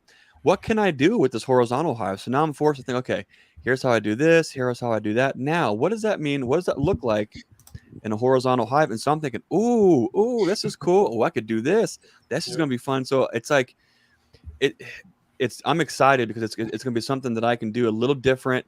It's going to be new to me. Yep. And it's going to be exciting because I can show all of our folks that come to the farm to visit exactly what can be done inside of a hive like that. And I think that's going to meet the needs of so many folks, whether they're young beekeepers, old beekeepers, bad backs, accessibility concerns. It reaches a large audience, and there's not a lot of things that can do that. So anything else, Rickey? Where can folks find you? Where's the hot place to find everything Rickey Roark and Horizontal Bees? Just on our website, horizontalbees.com, and more likely you'll be talking to me. So, just let me know what you want, and we'll take care of you. Awesome. Rickey, thanks for being awesome. Thanks for doing what you guys do, standing up for what you guys do, working with that kind of integrity. It really does mean a lot. It's an honor and it's a privilege to just be in this whole beekeeping world journey with you guys. I really appreciate you. And I'm looking forward to seeing you here in just a couple weeks. Yeah, just a few weeks. And I can't wait to hear your little story about your logo. So. Oh, yeah. Okay. Awesome. Maybe you can make a video. That'd be awesome. You better believe we're going to get a video. Sounds good. Rickey, thanks again for taking time away from the family, from the business tonight. Really do appreciate you. Looking forward to seeing you down the road. Thank you, brother. See you, Rickey. Rickey, take care. I love these things. Now hang on 1 second. Hang on. There we go. Now it's prime time. Right. Look at that. He's got the smile. He's got the hat. He's got Atlanta the Braves. I mean, he's just the whole package right there. Look at that guy. How your bees doing, Bruce? Busy. Yeah. Have you gotten to a place to where, like, okay, here's where they at. Here's what they're doing. Have you digested all of that awesomeness yet? Actually, I went in on Monday and went up to Ozark, about 20 minutes north of here, and I wanted to check on the splits I did, and almost all of them have new queens in there. I think some of them are probably, maybe they did some emergency cells. Some of them are the cells I put in there. Some of them are just starting to lay. It's been a little over about 4 weeks. Some of them had a little bit of brood in there, but I kind of got into a bind. Some of them were up in Ozark. They're absolutely starving, no food in the hives at all, which is kind of bizarre. What I think, I talked to my buddy Davis, and what we think may have happened is we had by our standards, a pretty hard freeze a couple of weeks ago, down in the 20s, and everything was kind of blooming out. And I think kind of our theory is that it just shut the flowers down, just kind of turned off the nectar. The flowers probably fell off the trees, and it went from, the bees have built up. And so now, what I did, I went out and got some Hive Alive fondant. I bought 30 packs of the Hive Alive, 30 patties of the Hive Alive fondant, and they had sent me some pollen patties and pollen sub patties. And so I went up there, And my wife actually, I was up at the farm in Newton and finding some of the same stuff, and she actually brought that stuff up there and dropped it off, and I took it up there, and a lot of those are real small nukes from the splits, just a couple of frames, 2 to 3 frames of bees. So I cut those things up and spread them out, and just trying to save them. And I think that I didn't have time to mix up sugar water. I didn't have time to do all that, and so I think those fondants, that fondant will hopefully help get them through the next. The flow should kick in any day now. I'm not sure what's going on. There are some flowers. I think the trees are starting to bud out, trying to bloom. And so hopefully we'll have some flowers here soon, but man, had I not jumped on those, I think I would have had some dead bees in the next week or two for sure. And I've got 34 colonies up there, I think. And then I've got about 12, I think, at the farm up there. And so then they were in similar condition. There were a couple of them that had some honey in there, I guess, left over from the winter, but I got kind of a little bit of a panic. I was going through them, and I actually was utilizing Earl's peppermint technique on the hives, trying out for hive beetles. So we'll see how that goes. I will tell you what happened. Maybe because the bees were so hungry, immediately the bees were running over there and starting to eat the peppermint. So I don't know if the peppermint lasted very long. Now, where'd you get your peppermint? Now, according to Earl, it sounds like the best place to get it is the free peppermint candies at Pizza Hut. Did you go to Pizza Hut? I didn't go buy several hundred. I didn't go steal 700. No, I just went. My wife went to Sam's or Walmart. I think she went to Walmart and bought a couple of packs of those, and I have like 500 or 600 or 700 of them. So I've got enough to do that, and we'll see how it works. I'm going to have to put it in there again, because even when I went back later to put the fondant in there, they had eaten most of that peppermint was gone. So the bees. That's pretty awesome though, because the bees are eating it. They're moving that. Yeah, they're moving I think that they're mint just around. And I think they like the peppermint, but I think they were just hungry bees. And so I'm concerned about it. I went out last night after work. It was and I went over to Honey Hill Farm, and those are some hives I manage for a friend. They kind of have hired me to do that. And 3 of those needed patties, and 3 of them looked pretty good. I saw a little bit of nectar coming in on some of those, but I had split those 2 and put some cells in all of them. And so overall they're looking pretty good, except they they're hungry right now. So I don't know. And then I've got, if I can ever get the videos edited, I've got one Saturday. I basically replaced, put all my bees in my backyard in Apparel hives. Looked much better back there as opposed to my rigged up stuff that I have with the multiple colors and half rotten boxes back there. They look much better with those Apparel hives. And so it's a much better appearance. And so we'll see how they do. I think they're going to do fine in them. And that was quite a wild experience. They got a little rowdy with me that day, but anyway, that's kind of what's going on. I didn't get a chance to go down to Slocum, but I've kind of checked on the rest of them, and I didn't go in the pollination bees. I just kind of I had some extra pollen. I think it might have been Ultra Bee I've had in my freezer for a couple of years, and I just threw it in those pollination hives. I didn't need it for the other bees, so I just tossed it in there to give them something to. Did you taste it first? Those hives.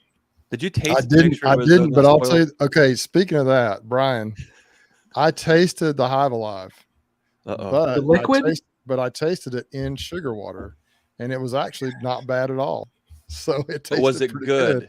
Is it good? I mean, I wouldn't just drink a glass of it for fun, but it wasn't at all bad. I mean, it had a little bit of a weird twinge to it, but that diluting it down like it's supposed to be diluted is a big difference. That does not even count.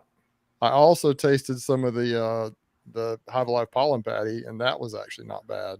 So didn't try the Ultra Bee. I'm not even sure if it was Ultra Bee. It's just something I had in my freezer from a couple of years ago, and I thought it couldn't hurt, and I needed to get rid of it, and so I just threw it in some of those pollination bees late Monday evening. But I don't think the bees care. They're destroying that old stuff like it's new. I mean, it doesn't even. That's kind of a big deal to be able to put something away like that and still use it. Some of these, some of the newer products out there they don't quite have the shelf life. Now that could go either way, I suppose. But if the bees are eating this old stuff and destroying it, that's pretty cool.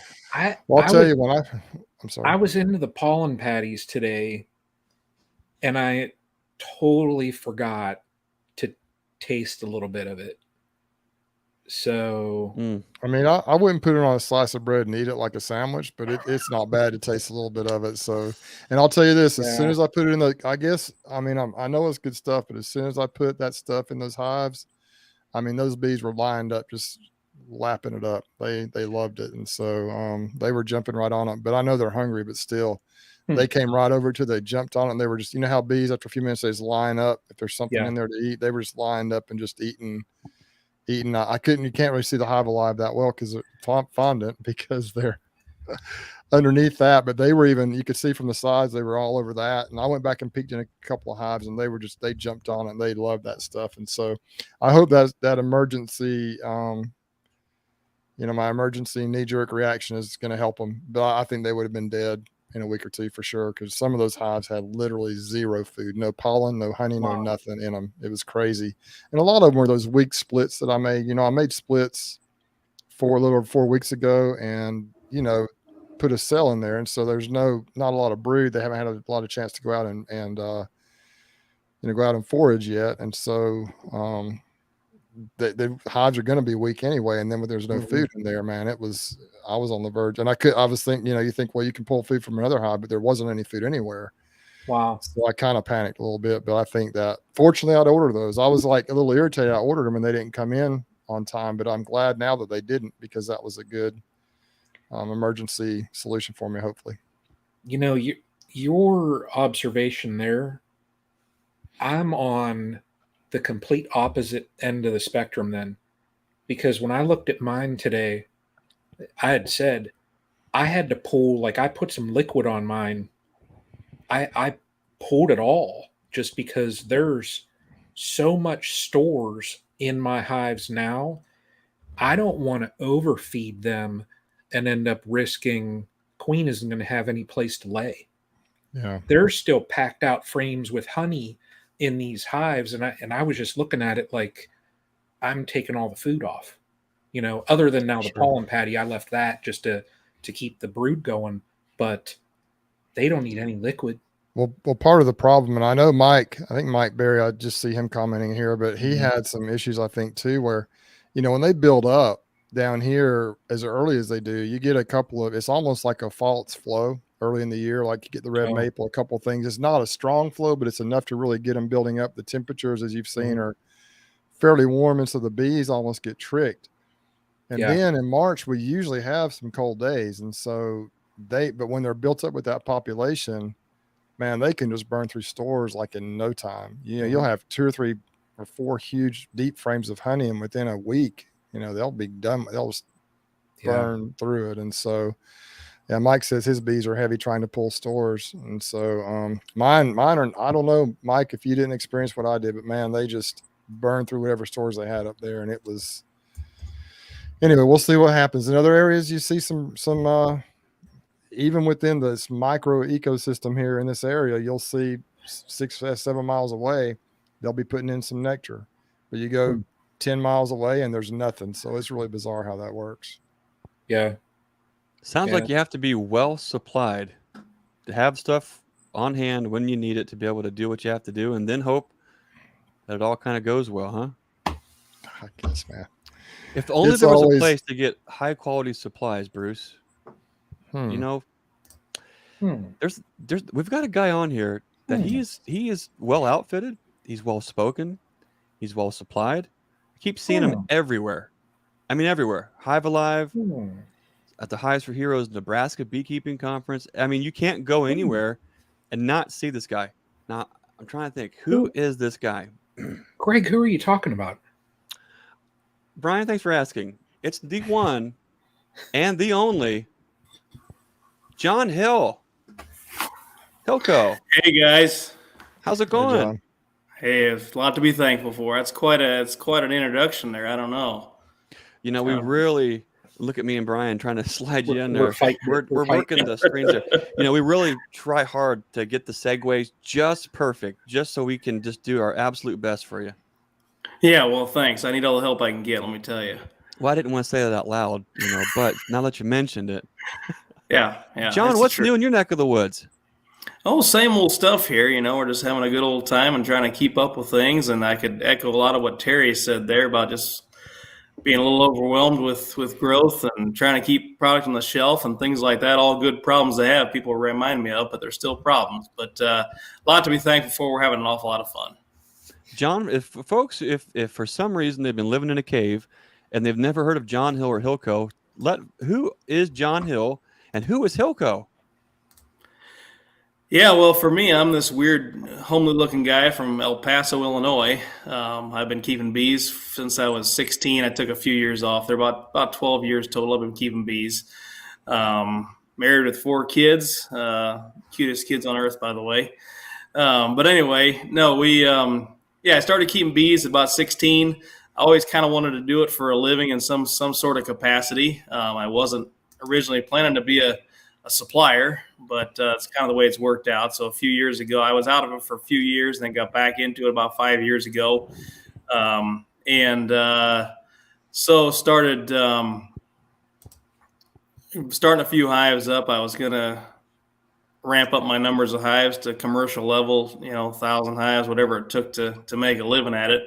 And I started making my own hive boxes and thought I was getting a little bit better at that. So I thought I'd maybe advertise those locally among the local bee clubs and things like that. And then I was looking for my own extractor and found a source and ordered a few in and tried to try those out a little bit. And one thing just led to another. It's only been about 2 years, but one thing kind of led to another, and here we are. And we're shipping product all over the U.S. and to Canada, and meeting awesome people like Greg and Bruce and Brian and a lot of others. And this has really been an honor, really been an awful lot of fun to be doing this and doing what I love to do. Again, I wasn't expecting to be a supplier, but here we are, and it's, again, just a real blessing.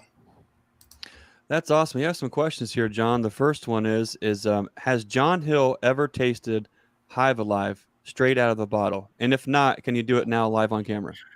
I can go grab some if you want me to. I got plenty of bottles here on the shelf somewhere. John, I'm just putting you on the spot. Yeah, that's all right with me. No. If the thing about it, if you drink it, you're going to grow a beard as big as Brian's with no gray in it. So I don't know if that'd be cool. If you can handle that or not. All right, you talked me into it. I'm going to grab a bottle. Oh, what a sport! Look at this guy. He is. That wasn't even us. hard. That wasn't even hard. oh, Right here, we got plenty on the shelf, guys. Right here at HillCobees.com. Where's my camera? There it is. There it is. All right, oh. here we go. Let's try this Oh, out. this is like an unboxing video. I'm all Yeah, ears. right here. Yeah. Warning, We'll guys. have- It's a good thing I wasn't warned about this. I'd be You got to nervous. shake it. Make sure you shake shake it real it. good. Yeah, Oh, shake we it real should good. love to Okay. take it straight No, off I the mean top. pretty good. Ooh. Yep. All right, get all that goodness swirled around in there, all that good seaweed stuff and extract, and oh yeah. I'm going to pre-warn you. Oh boy. Oh, Brian, boy. shh. You will have an aftertaste in your mouth for about 2 to 3 hours. Okay, good I'm enough. Worse not- than the stream team aftertaste. It's going to be the Hive Life aftertaste. And Hive Alive aftertaste. afterwards, individuals that have tasted Hive Alive have Oh, look at that face. Thinking Oh, Thinking he's about it. look at that Thinking poker about it. face. Okay, John. What's the No, I'm listening, Brian. I'm Okay. waiting for the rest of the warning from Brian here. Fire away. you will probably test negative for nosema. Well, I hope so. That stuff's nasty. All right, here we go. Oh, Be careful. Should I actually take a swig or just put some on my fingers? well, Is that I qualify, or- did a little cap and I chugged little the cap. Okay, Just we chug can do along. that. We can do that. gosh. Oh, you have to Here we shake go. it up real hard and then pierce a hole in it and just shotgun the whole thing. Here's the whole shotgun. Okay. No, not All right, I got about half a cap full here. I'd prove it to you, but I'd probably dump it out if I was doing that. All right, here we go. Bottoms A up. drum roll. Woo. Oh my gosh. Look at that. Oh. Wow. Yikes. Oh wow. Let him not a bee. Oh my. Woo. That is definitely unique. Anything Boy. for a sale. Anything for a sale. Yeah, that's right. That's right, Bruce. So yeah. So did you try the actual juice, Bruce, or just the pollen sub and the fondant? I tried the. Can y'all hear me? Okay. Sounds like. I Yeah. can hear you. hello. I tried the. The supplement that you just tried, but I did it. We in the actual mixture with the sugar water, like you're supposed to. It didn't Wait, taste. wait, it was what? diluted. It didn't taste bad at Not all. the highly that way. concentrated stuff. Yeah, this is definitely strong. Can I have a drink of water? Is that okay, Brian, or am I Yeah, going to be ruining the absolutely. whole thing? Yeah, You gotta be able to talk. That's an experience right there. Woo. I did the straight, and I think I burped a couple times. Then about 2 hours later, Okay. and I think I went into like brief moments of PTSD. Okay, I'll keep that in mind. If you need a cleansing flight, just let us know. Yeah.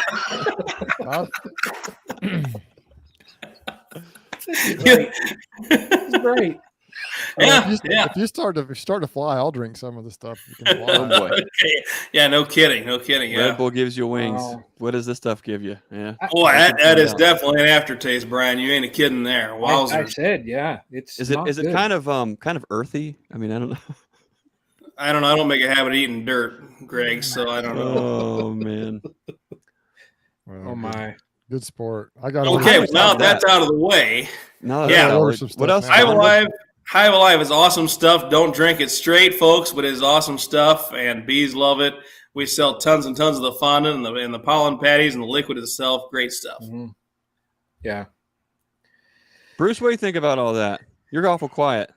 Oh, I mean, I got to order some stuff now. I got to get on there and see what I can buy. Yeah, you better, yeah.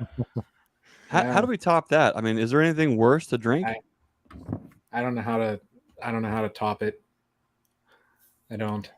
And I got a lightly used bottle of Hive Alive. If anybody wants a 10% discount here, just 10% discount. Yeah. Nice. It's a little bit gone there, you know. I was going to say we're probably going to see that there's going to be another section added onto your shop page now. That's live tested supplements. Why not? Yeah, sure. Heck yeah, we can do that. Well, that's just the kind of guy John is. He's going to get on here and he's just going to do what's right by the people, and he's going to just meet all those needs there. In all serious, I tell you what's cool about John is not so much John. I mean, John's cool, but he's got a whole family, a whole crew. These guys drove straight through the night to get clear to the Nebraska conference. And then they were the first ones there. They were already had the truck unloaded by the door, ready to get in. I mean, they were that dedicated. They had a prior commitment, but they still drove straight through the night to get there, to show up, to be there to support the veteran beekeeping community, to support Hives for Heroes, the local Nebraska scene. That's a big deal, John. Now you had a very, very, very skilled and experienced worker there who was working for a little extra money for, I think he was getting a real fancy Lego set. And he finally got it. Yeah, my 10-year-old boy, his name's Lewis. He's my oldest boy, and he's been working his tail off. Well, I don't know about that, but he's been working anyway to save up money for this robotic Lego set called Mindstorms, I think they call it, and it's a set of fancy Legos. It's got this robotic brick thing that controls it all, and he can make all kinds of cool stuff with it. And so he finally got most of his money saved up. We helped him a little bit, maybe floated him a little loan for some future work, which I haven't gotten out of him yet. But he does have the Lego set. Yeah, something like that. But anyway, so we had a lot of fun out there at Hives for Heroes. We met we met him before, unfortunately, but this weird guy named Greg Burns. They had him up on stage a lot, which they were obviously pretty desperate. But anyway, we had a lot of fun there. It was a great conference and a lot of great people, a great cause. This was mentioned earlier with Jeff on here. We got to hang out with Jeff. A lot of great people. John, do you ship to the Caribbean? I have not done that yet. There's a first for everything. We do ship to Canada once in a while. I have not shipped beyond Canada though. Caribbean, man. I guess he can reach out to us, and I'll see what I can do about that. If they want a gently used bottle of Hive Alive, you know what? I can hook you right up. Yeah, by all means. Yeah. What else do you guys do at HillCo? Yeah, so our specialties are woodenware and extracting equipment. So we carry a great line of woodenware, very competitively priced. We ship that stuff all over the place. People absolutely love it. We do free shipping over $100, by the way, for all orders, not just some. And then our honey extracting line is a big part of what we do. We've sold hundreds and hundreds of extractors over the couple years we've been in business. People really like what we're doing there. We got a great quality lineup, and the exciting new news we're working on here is very soon we're going to have a brand new lineup of extractors that are built right here in our shop. Nice. Engineered and assembled in the USA. Really, really nice stuff. Some really nice features. Some building on what we've learned over the last couple of years by distributing extractors again all over the country. And some we've got a lot of machines out there that we've had really good luck with. People love them. we're going to really throw down the gauntlet for one thing. We're really throwing down the gauntlet with our warranty. Warranties in this industry are a little bit slack when it comes to honey extractors. I mean, some offer no warranty at all. It might just be, we guarantee that we'll get you a working machine. And beyond that, have a nice life. That's what a couple of our competitors do. And some do a 1-year warranty, some do a 2-year warranty. And that's kind of what we've done, a 1 to 2 year warranty up until now. But coming up with this new line of extractors that we're building here in our own shop, we're really laying it out there with all but one model. Our smallest entry-level model will be a little bit different, but 5 of the 6 new models we're coming out with will have a 5-year warranty on the motor, gearbox, electrical components. So that's unheard of in this industry. But then on top of that, on the tank, legs, reel, all the structural components will have a 15-year warranty. Wow. So we're really going to put it out there. I have a lot of confidence in what we're offering, what we're going to be offering there. And just kind of something we thought we could do because I have a lot of confidence in what we're producing there, what we're going to be producing. And, it's just something to give people confidence in what we're offering there. So I'm really excited about that. John, I got a question for you. Yeah, Bruce. As far as the bottling tank, I looked at those at the conference. Do you have the option to have a dripless gate on those? Yeah, currently no, Bruce. We do not have that available right now, but within a couple months here, we will have that. Okay, that's so awesome. We've gotten a lot of requests for that for sure, and definitely a need for that. We've struggled a little bit to find a supplier. But we do have a supplier now. They're in the making as we speak almost, and I will have those by probably May, if not sooner. Great. That sounds great. That's a great option. I do have, before I ever knew about you, maybe before your company started, I have a Maxent that I have, and I really like that dripless gate. And I looked at the one at the Hive Life conference, and it looks really well built, but that's the one feature that I would have wanted to have. I think, was that your father that was there, or who was that there? My father-in-law. Yep. But he talked to me about it, and so awesome. Good stuff, man. I need to look more into your company as far as like for woodenware and things like that, because when we usually order quite a bit of it if we order that kind of stuff. So great. Appreciate that. If you're looking for some quantity, reach out to me. I'll see what I can do for you. And we don't really have a lot of quantity discounts built into the website currently because part of what we launched free shipping over $100 last fall, and that's been a great success for us so far. But at the same time, the shipping costs are just getting up there so high. I've been really kind of hesitant to build in a lot of quantity discounts. But if you reach out to me, we have a contact form on our website, or you have ways to get a hold of me. Just reach out. And I do know some guys down here that are way, way bigger than me that, we'll just kind of see how things work out. I've people have their preferences, what they've used for years, but you just never know what they'll do in the future if they, products or what they need for the right price. And so anyway, I need to order some stuff from you first to, be able to talk about you. I haven't really ever done that. So I need to do that, get on there and order some things. I need some supplies. Appreciate that, Bruce. Like I said, I've got a great deal on a used bottle of Hive Life starters if you want that. I actually need a new smoker, so maybe I'll get on and order one after a while. We have a great line of, we have a great couple of smokers. Yep. Good deal. I'm looking at some extractors.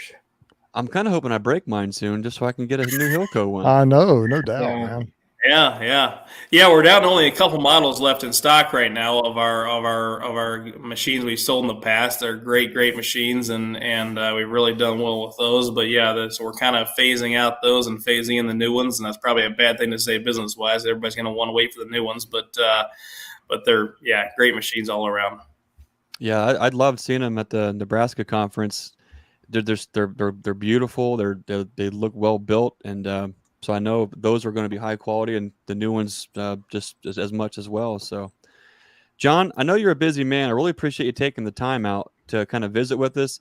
I think we're going to have to get you back on for a long show and just kind of dig into all the different things. There's a lot of us who could learn a lot from you, and some of your hard lessons learned building such an awesome business.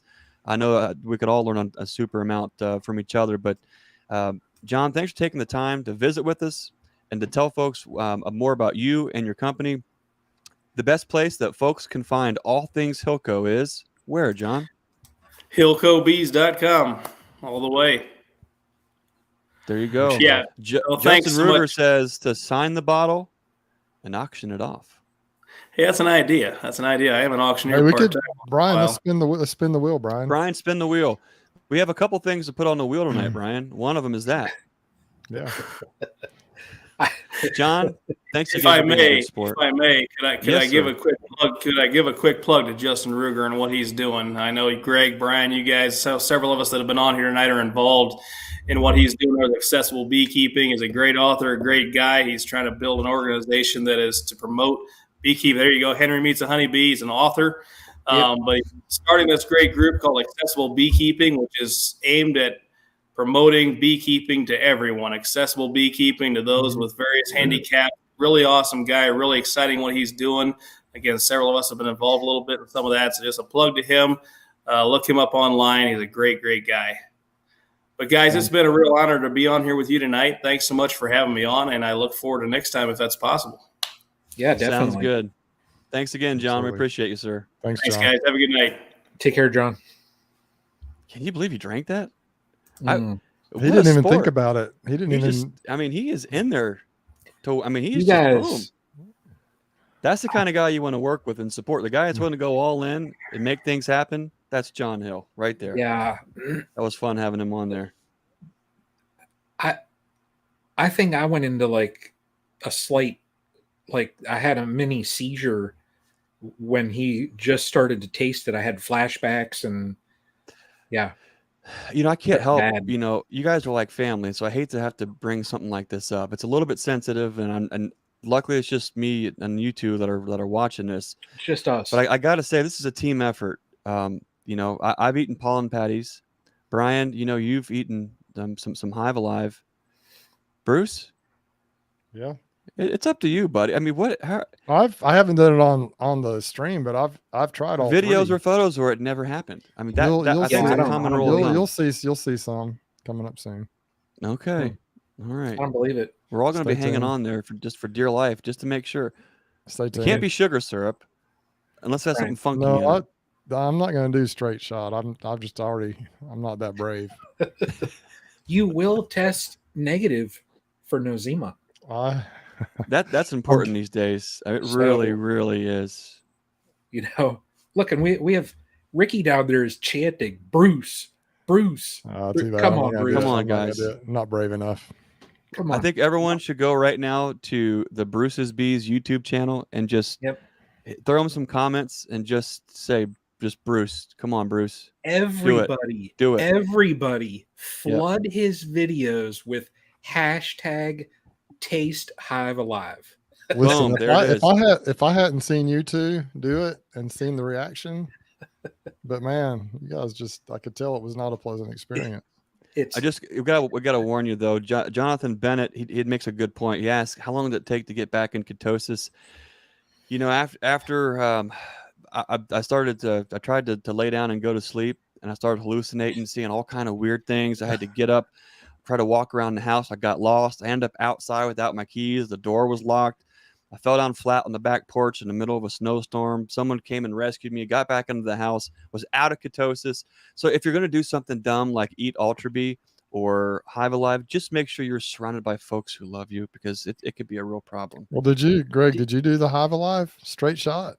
No, but I have some. I mean, I can do the patties are no problem. I could probably eat a half a patty with no trouble. That was fine. But the dang Hive Alive straight shot, I just don't know if I could do that. now. that's going to be So it. if you want to be brave, you got to drink a cap full of that stuff like those two guys did. Let's next show we're doing shots, fellas. It's got to be hashtag I just don't know Hive if I can Alive do it. straight shot. I'm not going to agree to it. No chaser, straight no chaser. Oh, it's just nasty. What is this world coming to? I'm This telling show is really taking a dive. We really need to bring Yeah. somebody on here who can just vaporize all of this weirdness and just put us in a just like if it was a colony, just rid of this disease of Yes. taste testiness. Yes. He loves the segue. We're gonna bring him on now. Look at him. He can't even believe what he got rolled into. He has. Oh is he- man, Here he is, the We need to one, pull the Rob only we need to pull Rob into this challenge. Rob Pollock. Lorobies. Rob,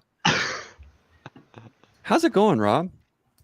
It's going good. I'm pretty blurry. I don't know what's going on with that, but Have you tried Hive Alive that could really, really crisp up the picture for us? that's probably what it is. But I'm not doing that. Don't get me on this bandwagon. I am not. Hashtag Hive Alive straight shot. I mean, you are not last, but you are. We saved the very, very best for the very end of the show here. And how do you come on after John Hill? You know, I can just say it's pretty incredible that, you know, he took a whole capful. I also know it's pretty incredible that I know I'm not going to do it.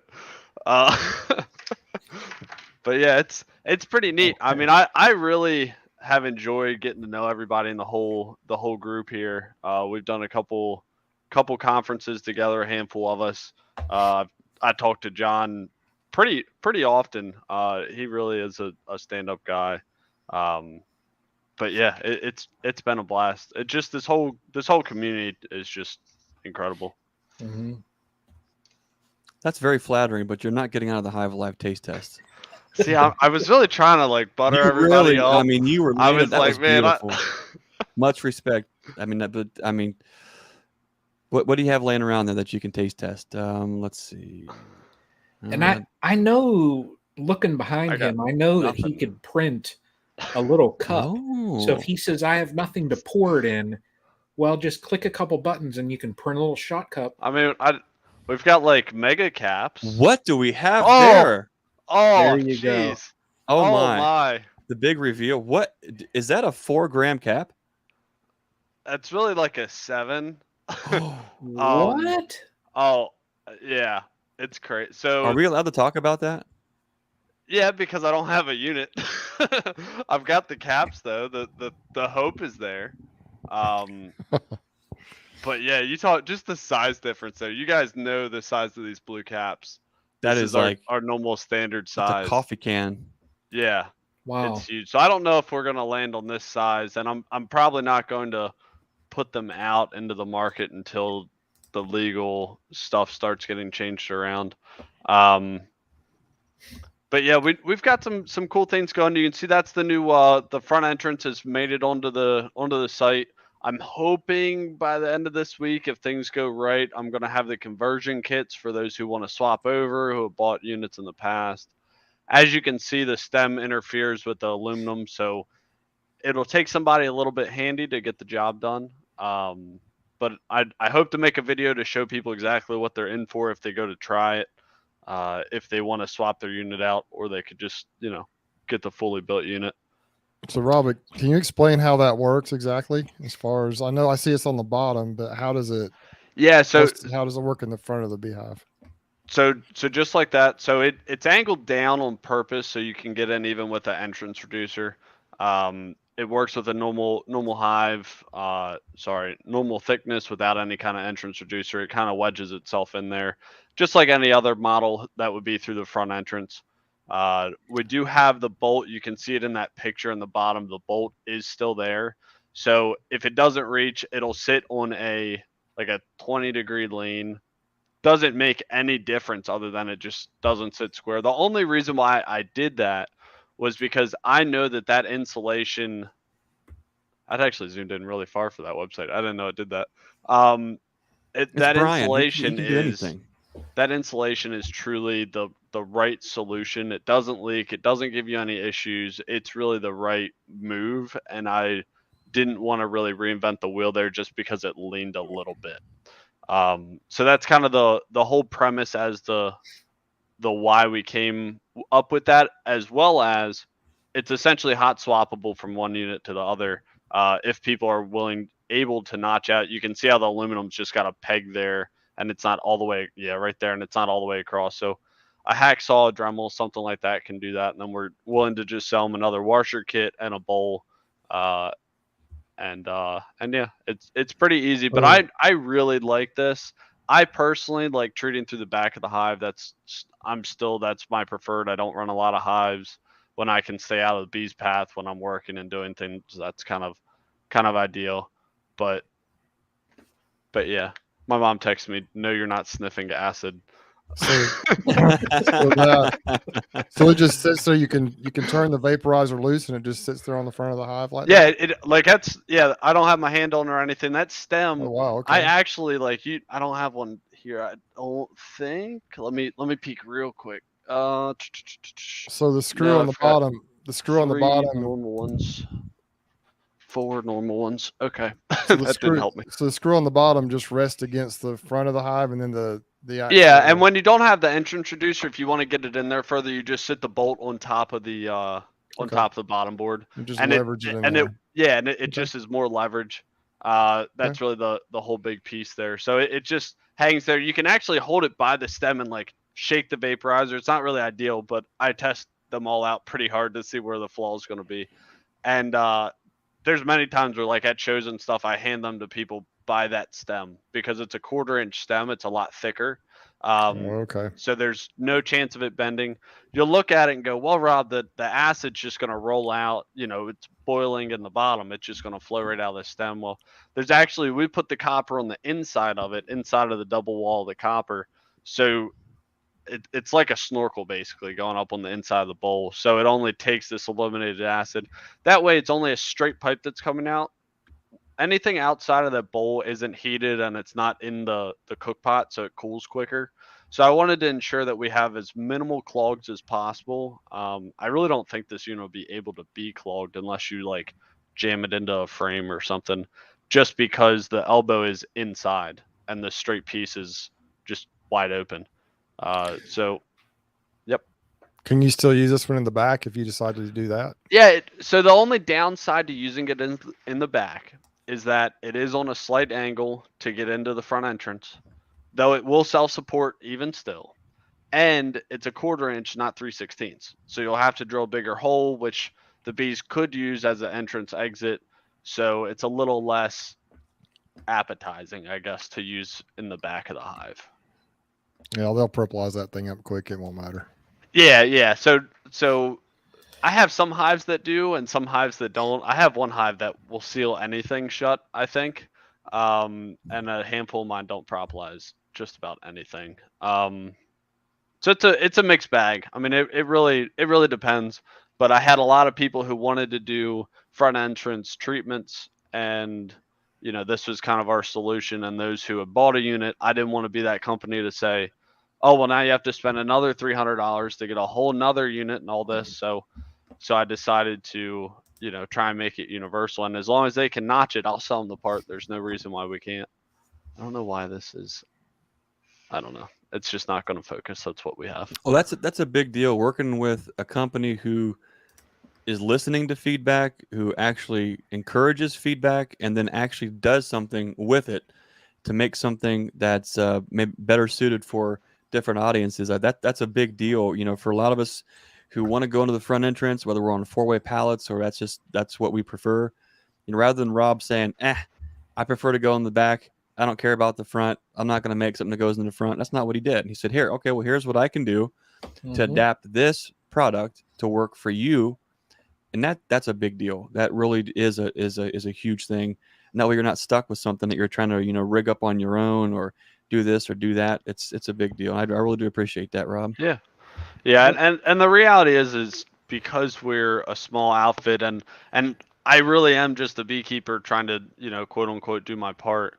I feel like, I can put things in the best scenario. And the best scenario is people not having to buy, if they're a little mechanically inclined, not having to buy a second vaporizer. Now, there is a limit to it. If we ever go with a bigger bowl, it's just not going to fit. There's not going to be a way that I can remotely come close to putting a bigger bowl like this without some sort of aluminum extension or something. So there may be some limitation there. I did start today. We'll put out a little teaser for the bigger commercial guys. We are going to start trying to prototype a propane model that's temp regulated. A lot of the ones that are out right now just put out way too much heat and all that. So I've gotten that request a handful of times. Those units will definitely be for the commercial guys. It may even be outpriced that because there's a lot that goes into them in comparison to, what we sell now. But for the products that are on the market, we think we'll still be able to beat those that are on the market. And all that. So we're always trying to innovate. I feel like when I hit one project, I just love looking for, the next thing. That's kind of my fun in all this. And my mom, as you can see there, Lori, she really is a great help. We were getting the Apparel adapter plates. We got the next shipment of them in yesterday. I think we boxed up close to 20 of them and got those orders fulfilled. So Nice. so yeah, it's been a blast. I really have loved every minute of it. All the trips. It's nice that they're over for now for the year, just because things have picked up like crazy. But I can't wait to get back at them again. I mean, it was really a blast getting the availability and everybody together, be able to travel around and all. It was awesome. Yeah, Rob, I'm excited to hear about the propane version. I actually was talking to Cayman a few weeks back, and he said someone needs to come up with a model that works really well and quickly for a little bit more affordable price. And yeah, I just can't imagine how awesome it would be to walk up to the front of a Hive, stick that joker in the front, and just pull a trigger and be done, in a few seconds, and walk on to the next one. So really, But, with what we're going with what I have in mind, it's still going to run on the little propane bottles, but if I can swing it, it's going to take it from a 2-man job to a 1-man job, and a lot less of a price too. So, well, I know I watched one that had on Bob Benny, and that thing, they were having to clean that thing out. It was just kind of it was quick, but it was kind of a hassle, it seemed like. Yeah, so I basically noted down like what they didn't like in that, and then scrapped that entire design, and we're going to go about it completely different. And it's going to take a while to fiddle. That's why it's an extreme teaser, but Sure. it is something that, I really think there's a need for, just like how hobbyists and sideliners and even some commercial guys, I got guys with a lot of hives who have our units, but there needs to be something for every category, and if we're in a position to help, we might as well. And that's kind of my take on things. I did have a quick follow-up question on the Apparel adapter plates. Do you have both sizes, both the 10 and the 7 frame plates available? Yeah, I only ordered in, it was like 50 and 50. I do have both available now. I still have another handful of orders to get out for tomorrow until we're officially like back in stock. So on the website, it'll say they're back ordered, but we do have them, that we're just catching up on orders, pre-sales, I guess, for them. Awesome. We don't, the first few, not even the first formal batch, we were making in-house with a very cheap plasma cutter and welding them by hand, and things weren't coming out quite as square and how I wanted them. And I had a buddy who had a powder coating company, and we were powder coating them, and we're learning a lot of the process, but I learned very quickly that I would rather pay a very large amount of money to a company, which is why we really only buy 50 of each at a time, because it's quite substantial. But the quality that comes out, I mean, it seemed like even from the first batch to this batch, when I pulled them out of the box to put our stickers on them and get them down the road, it was just like, wow, because the company is so precise, and they're running on, I mean, it's like a $2 million machine that they get lasered and punched on, and just stuff that we can't even remotely compete with that quality. But we're able, because they actually make hotel furniture technically. So we were able to work a deal with them, and they were able to make our pattern and all. So we have both. We don't have a ton of them. I think the 10 frames we're going to sell out of at some point, and I'll have to reorder them. But I do think it is something that we're going to continue on with long term. Awesome. Man.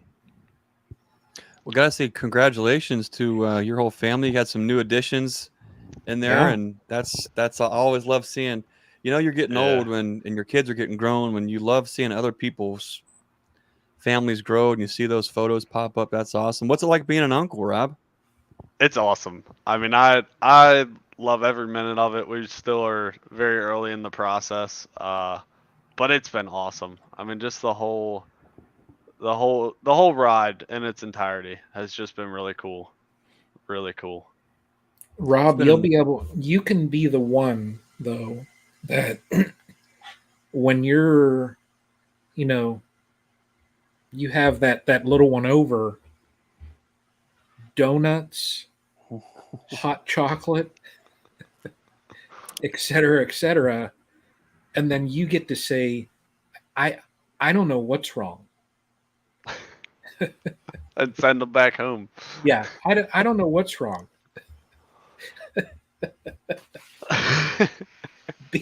Be that one, Rob. Maybe I'm not telling you how to live your life, Rob, but maybe lock up the Hive Alive. Just keep that on a different shelf. I would not recommend probably giving that one to the kid. It's not locking the Hive Life up. It's just not having them on the chat so you all peer pressure them into it. That's it. It's definitely not the Hive Life here. Somebody had a hilarious comment up here, and I'm not fast enough to pull it up. If- Let's see. If somebody would have said that we would have had more taste testers tonight, look at that. That is true. Oh right there. man, Hive Alive Straight Shot is the Tide Pod challenge for beekeepers. Oh god. Oak Hollow Garage. Oh my that's God. that's Oh my isn't that DeGan? That's his other channel, isn't it? Oh Am I my wrong? God. Maybe I'm wrong. That might be Thomas, is that your other Thomas. channel? That'd be something he'd say. Oh my Oh God. my goodness. You notice I've never tried Tide Pods either, so Yeah, I got a bad Really? look one time because when I was traveling for work, I went into a place and bought some Tide Pods, and I had Okay. like a couple other things, and the lady commented on. I forget what she said. I saw you. I'm getting a little snack here with a topping, and she did not like. She thought I was serious and scolded me because of my comment, and it's like, lady, I'm just joking with you. I'm not going to eat a Tide Pod. They had them in lock boxes by us for a while. I don't know if they still are or not, but they were literally in individual little plastic lock boxes. It's like, Oh, that's going to be Hive Life. John's going to have to get a bunch of them.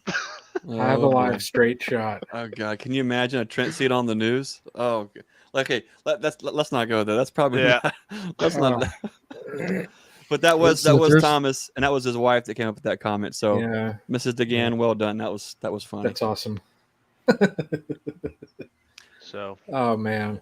Rob, thanks for taking a little bit of time. I know you're like the VIP. We keep roping you into coming back on here and talking to us all about Well- all these kind of things. That's awesome. it's fun. I really enjoy it. I mean, my mom and I talk about this quite a lot. It is really just the community aspect that we have, not only through the YouTube experience and all that, but just with our customers and all. I have so many that call me just to chat. We talk bees. It's awesome. So it's really just this whole community is just awesome. So yeah, we take every moment we can to pop in and say hi. Greg, I do while Rob's here and you're here too, I do have to tell you that Rob texted me and he's not going to be able to be in attendance tonight. He's sorry, and to please tell Greg this. He was really looking forward to it. That's okay. So- Greg got a similar text. Yeah. I So must not be real good at reading my texts. Huh. So I didn't see that, and we got into there, and I said I haven't seen Rob in here, so I just shot him a text. yeah. That's what. Look, I swear, man. What in the world? I need some Hive Alive for these stink bugs or something. This is getting terrible. Look at that. These dudes are crawling around everywhere. Like my 1 life month is being after eating controlled. Hive Life, stink bugs by like these- you. Oh man, No- imagine No that. stink bugs here. Really? None. What is Well, it with because this place? I have what spirulina or whatever the algae extract coming out of my pores. I bet you have a So- nice, healthy gut lining now. That's terrific. Exactly. Well, on Mhm. that note, Rob, you're awesome. Lori's awesome. Lorobies is awesome. I'm just happy I can say the name right finally after all the failed attempts. It doesn't matter. I really think you were the one who has corrected everybody, and everybody's like, I say it correctly now. And like, I do think it's corrects me. because of you, because you know me, I don't care. I go with the program, but I truthfully think you were like, oh, Cayman, we're saying it wrong, and like everybody else is like, I'm working on it. I was like, Got to That's say cool. it right. Got to represent. there you go. Yeah. All right. Well, again hey, thanks for having me coming on. buddy. Yeah, nice. Thanks for coming on. and we will see you down on the next one, I'm sure. Yeah. Take it easy. All right. We'll see you, Thanks, Rob. Rob, See ya. take care, man. All right, Bruce, Yeah. you ready to take a shot challenge yet? No, How do I get the screen off of me? There we go. That's better. I don't have any. For I that. don't have any. I'm up here with me anyway, but I don't want to do it. Oh. Not Well, right it seems now. like we can never do anything and it not be 2 hours. We're right around 2 hours or so, and I just don't have it in me to pull off one of those Lee from Kodiak and Bob from Walker Bee Ranch 6 hour just marathons. Yeah, I'm gonna have to keep practicing these things. I just can't get that good to just build up the stamina. I feel like I got a text here from John Clark, and he asked, "Bud, are you doing okay? You look tired. Everything going okay?" So John, thanks for the text. There's going to be a lot more of this being tired stuff No doubt. as the man. year I'm so progresses. There's just I don't want to go to sleep because there's stuff to do, but on the other hand, it's like, oh my gosh. But so right now I've got a tote of Pro Sweet that I thought would be smart to just gravity feed from the back of the truck into a tote that's on the ground at the farm. And I kind of forgot about it. So I wonder if that tote's empty or if it's underground, which would be fantastic. Absolutely fantastic. Wow. That's too much information for you. And I'm sorry about that, but it's reality TV at its finest here. That's a lot of Pro Sweet, 275 gallons, right? Mm-hmm. Yeah. What kind of container were you putting it in? When I went on that video, I was 207. Well, the totes are actually 250. So I put 250 gallon totes on the back of the truck. But when they fill them up, they actually fill them up clear to the bottom of the cap. And that's actually 275 gallons. Yeah. Yeah. So it ends up being like 6,325 pounds or so. Yeah. I saw that video. That was awesome.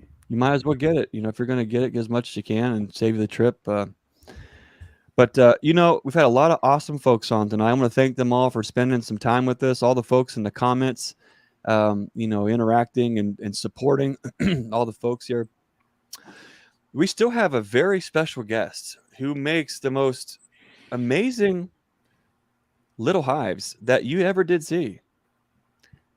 I mean, fresh, made in Ohio. Hive, these little beautiful miniature hives, great for learning, great to put on your desk, great to just show off and flex on folks and say, hey, I bet you don't have one of these. Brian, tell us all about your little hives that you make. Let me check and make sure that I have an appropriate avatar, and let me grab one. Oh, show enough. Look at that. No. Look at him spicing it up. Look at that. Can you believe that, Bruce? You missed it. Show enough had an appearance earlier. I actually was watching on my drive home from the Powder Puff football game. Castle Grounds. Good to see you. By the way, I owe you a coffee cup. I just found it, and I thought, why is this coffee cup wrapped up like it needs to be shipped somewhere? See? So, Mr. Wheeler, I owe you a coffee cup. And I haven't forgotten about you, but I forgot about the cup. So sorry about that. Now look at that. I get drum roll, please. Here we go. Uh-huh. And I don't even have the whole setup for these because I've been selling them like crazy. Look at that. Huh? Look at that. So but, cool, man. Yeah, but, your frames, see there? Here. Oh, I'm just going to take them all out. Oh, my. But yeah, these things. Look at that. Those are actual frames. I need to come up with a design pattern where I can have like actual pictures of frames and maybe just, I don't know, if I can figure out how to print it, throw it in there or something. But yeah, these things are cool. So little hives. I was caught up on orders and then I got another one. So they've been selling so darn fast that I haven't even been able to print like a stock of them to keep. So, but I do have one of the new ones here also. Uh-oh. I was going to say, there's got to be a brand spanking new one, isn't there? It's funny that you mentioned Top Bar. Wait. Let's see. Let's do this. There we go. Prime time. Here. Huh? Wow. Look at that. Looks It's like a the pop little bar hive. Yeah, and it's even got a little divider in it, and then Oh, you've got all the nice. different bars in it. Oh, wow. So Good the bars, grief, when I man. print them, these come, and they've got your little starter on the top, Oh my gosh. but the detail is detail on that. unreal. they come in one solid sheet. But they can be broken up individually. So Wow. yeah, it's got the little. There you go. Tell us how to order one, Brian. Where do we It's on the find those Etsy things? shop. It's on the Etsy Etsy shop. shop. Castle Hives Etsy shop. Yeah, I'll throw the Throw the little link link up and there. I'll tell you if You're the link guy. anybody- You have to throw your own link up. I don't know how to do that, Oh, man. I'm sorry. I'm not prepared. You guys put me on the spot, and I don't even know how to promote myself. If anybody gets one on here tonight, there's the link. Let me go into my shop, and I'll throw up a let's see here, sales and discounts. Let's see here. What do I have? Let's create a sale, run a sale. I'll give 10% off sale duration. And the code, I'll just do stream team. Look at that. I'm knocking stuff over. It's like real bee yard. Just knock the whole thing over. Yeah.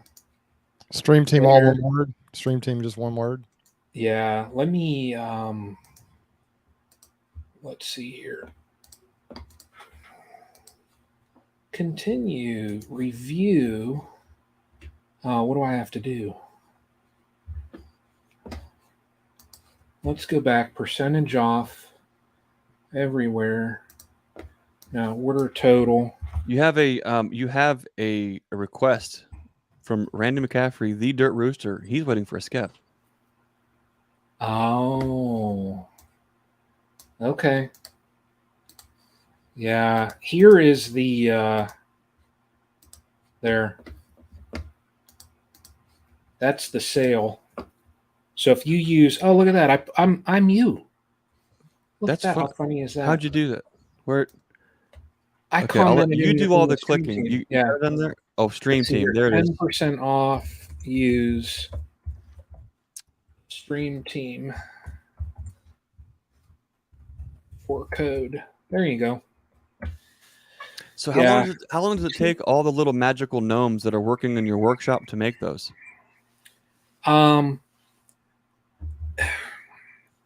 It takes, so with my printer setup that I have, and to keep the detail, somebody that I know printed one of these, because you can download the files online, and it's even right on. If you have a 3D printer, it's in my listing. It lists where I got these files. Somebody printed one of these, but they used a larger nozzle, so it's very fast. I hope he's not watching. The detail was not like this. Nowhere near like this. Just everything. And even like I print out an entrance reducer, and those that have them, That is a tiny. queen excluder, everything that I print out, the detail is just spot on. It takes about 26 hours to print one. So it's a little time consuming. But I talked to Rob the other day about this, just the amount of time, and people look and they see the cost, and some might question it a little bit, but you run printers for 26 or 27 hours or whatever. That's some time. So the detail does make it. yeah, That really makes it sweet. I don't have a queen excluder. I had one printing, but I actually had a print fail. But this is just part of one. But I mean, look at that. That is insane. Yeah, and it comes. I think it comes. You've got the bottom board, you've got the brood box with, in the deluxe one, it's got the frames with the feeder. You've got the queen excluder. You've got the super with the frames, the inner cover, outer cover. I mean, it's the whole deal. But if you order one tonight too and use that code, I'll see it. I found these at another little Etsy shop, and they are little teeny miniature bees. Nice. That I was actually just going to use for myself. I ordered a couple of them. I'll throw some of these in. So if somebody gets one on there, I'll throw some little bees. That way you can, and a lot of people had been buying them for educational purposes. Oh, it says sold out. What? Someone said they just bought 846 of them. I'm just kidding. Sold. Well, I'm going to fix that right now. I think what's cool about that is folks can find ways to support folks in all different shapes, forms, and fashions. In a way that you can support Brian and what he does on his channel is you can buy one of these really awesome little mini hives, use it for a teaching tool, use it for yourself. It helps Brian out. It helps you out. It's kind of a win-win. It's a way to say thanks for all the work that Brian does. Brian's the wizard behind the scenes here. He's too humble, and he's not going to pat himself on the back, so I'll do it for him. But he makes a lot of this technology stuff work because I'm too dumb. Bruce, I can't speak for you, but there's a lot of things that I just can't do, man. And Brian does them well.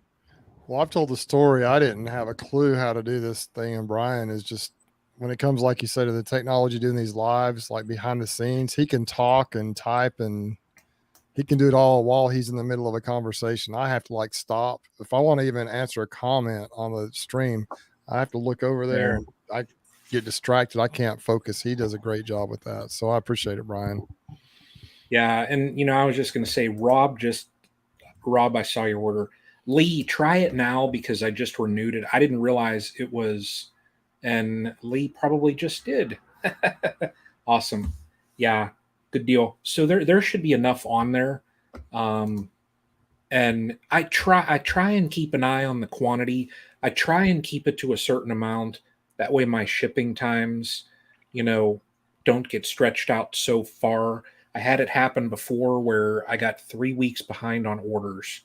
And I hated getting that far behind, but I only had one printer at the time. Now I have two. So I typically run them from when I wake up in the morning until when I go to bed. I typically run them. So, but yeah, I have about 5 sets of the frames printed now because I've been just pumping stuff out. So trying to keep up, but yeah. And these little things too. I sold one of the top bars to Jason Bohemia Bees. He bought one. He actually has one of both. So, but yeah, the top, I'm dropping stuff. The top bar is such a slick little unit too. So yeah, so cool. Where can folks, where's it again? Let me find that. Rob put the link up there. Let's see. Look at that thing. Yeah. Now I will say the top bar, if you're looking at the two, the Langstroth hive definitely looks more detailed because you have all the individual frames. If I can come up with something that is a completed top bar frame, I could probably do that. But this is cool though. I mean, just so you can show, even on the educational side, maybe if, Nature's Farm, they have this new teaching yard. And before you go into the yard, here we have this here that you can look at, and here's the ins and outs. I love it. I need to do that. Wouldn't that be fun? I'm gonna do that. I'm gonna order some, and I'm gonna set them right there in the shop, and Greg, the folks can come check them out. You're not gonna order one, Greg. What are you saying, Brian? I just have to drive down to your place. Look at this guy. He brings donuts. He brings the work of his miniature hive gnomes. This is the kind of guy that he is. So you should go to etsy.com/shop/Castle Hives and order yourself your very own. Is that how you say that? Is that a backslash? I think so. Backslash? 4 orders here. Wow. You guys are awesome. Grammy's midwife ordered one. She lives in Ozark, just Wow. about 20 minutes away. So you'll have one in Southeast Alabama. I need to order Awesome. one too. But Bruce, Okay. now you're on the spot. Where can Yeah. folks find Bruce stuff and support Bruce? I really don't have anything I sell. You sell honey, don't you? I do sell honey. If people want to do that, I can ship it to you. I got to figure out shipping on that. I haven't sold it in a while and shipped it, but that's about all I do sell. I need to come up with some kind of product so I can be cool like you guys. Atlanta Braves hats or anything. Hive of Life shot glasses. Yeah. Just send the lid, the Hive Alive lid. Oh my Get a god. little, somehow figure out how to seal it in there so when you break the seal, you can just take a shot. If folks do want some of Bruce's awesome honey, which believe me, let's see, is my jar. Nope, my jar is on my display shelf. It is super good. If folks do want to entertain the idea and see if you would ship them some, what's the best way for them to get a hold of you? Just email me at my YouTube channel. It's bruce@brucesbees.com. Super good honey. I'll talk to you about that. Yeah, it's different if you're from another part of the country. It definitely is different. I had someone send me some honey, some basswood honey recently, and another kind, I can't remember what it was. He's actually in Kentucky, and it's really good. That basswood, I think it's the same thing as linden, and I've had that before, but it was really, really good, and I appreciated it. So I'm trying to remember. Yeah, it was Jamie Wynn. He actually built a self-serve box a lot like mine, and up there, I think he's up in Kentucky, and he's actually added to it. His is much more cool, much cooler than mine. But he just sent me some honey, and it was really good. So, but yeah, if you want some, just let me know. I don't ship a lot of it, but I can ship some to you. The shipping is what kills you on that honey, and so, but I've got ways to ship it. If you ship it, if anybody has any suggestions on how to ship it the cheapest way possible, let me know. But I usually go with a flat rate box and just kind of stick what I can in there. So it's always usually better to order more than one. But anyway, just let me know. I'll be in contact. You can contact me on Facebook, Bruce Jenne. That's BruceJenne, or on Instagram is hashtag or at @BManBruce. And so just let me know. But yeah, I need to come up with some kind of fancy product. I need to come up with some kind of fancy product. Then I could just be cool like you guys. Well, not so much being cool, because we're definitely would be the complete opposite. But I always appreciate folks who reach out, or send emails, comments, just kind of wish you well. Hey, keep up the good work. That support does matter. And then a lot of these things, it takes a lot of time and a lot of resources to be able to put together these chats. All the stuff that happens on to keep the YouTube channels going. I mean, a lot of folks on here know that they have YouTube channels. It's an enormous amount of work.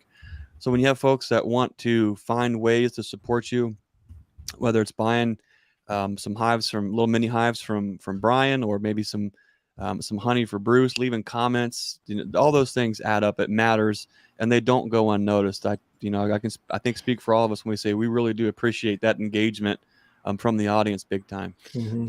The thing that really helps me, especially with the YouTube type stuff, is just like you said, just interaction, watching the ads on the videos, just putting down comments, chat on the chats here. The super chats help out a lot on these lives. Anything like that is really good to support all of our channels, and it really means a lot. And then of course, any products that you'd like to order, we'd love to help you out with that too. But all those things just really help. It's just a kind of, right now I've got 3 or 4 or maybe even 5 videos, the footage for them. I just can't find time to get them edited and get them produced. And so it's, I'm getting a little behind. And so it's a little frustrating for me, but any of that support really helps motivate me to want to keep going, because right now I've got to say, Greg, you mentioned you were tired. I'm tired. I just don't feel like I can keep up with all of it, but but I do want to. The desire is there, and I'm trying. So, but yeah, we appreciate all the support from everyone on this chat and everyone who watches our channel. It means a lot more than you could know. Here's the fun thing is, we got our first super chat tonight, Bruce, and you know who it's from? Who's Castle Hives sent us a super chat. That's That's the kind of guy Brian is. He sent me a super chat, $10, Brian. Thanks, you guys man. have, It's You didn't have it's to for do that. donuts, coffee, and a snack. What a guy. Oh, Lee, stop it. Man. Lee, appreciate you, Oh, buddy. man. $25. Lee, thanks. That makes a huge difference. I do appreciate the support. I've got another guy in here I got to say hey to, an old pal of mine, old Tommy Cakes, Tommy Dahmers at the Small Scale Life podcast, YouTube channel, all kind of stuff going on. Him and his wife, Julie, have one heck of a story from gardening, all these things, from backyards. Now they're on a brand new homestead, getting everything figured out, squared away. If you're looking at if you want to raise some food, grow some plants, kind of get in tune with life on that small scale, check out their work at Small Scale Life podcast, YouTube channel, Facebooks, the whole 9 yards. They're good folks. I've had just an absolute pleasure of being on some podcasts of Tom's, and it's always a fun time. It's always a good talk.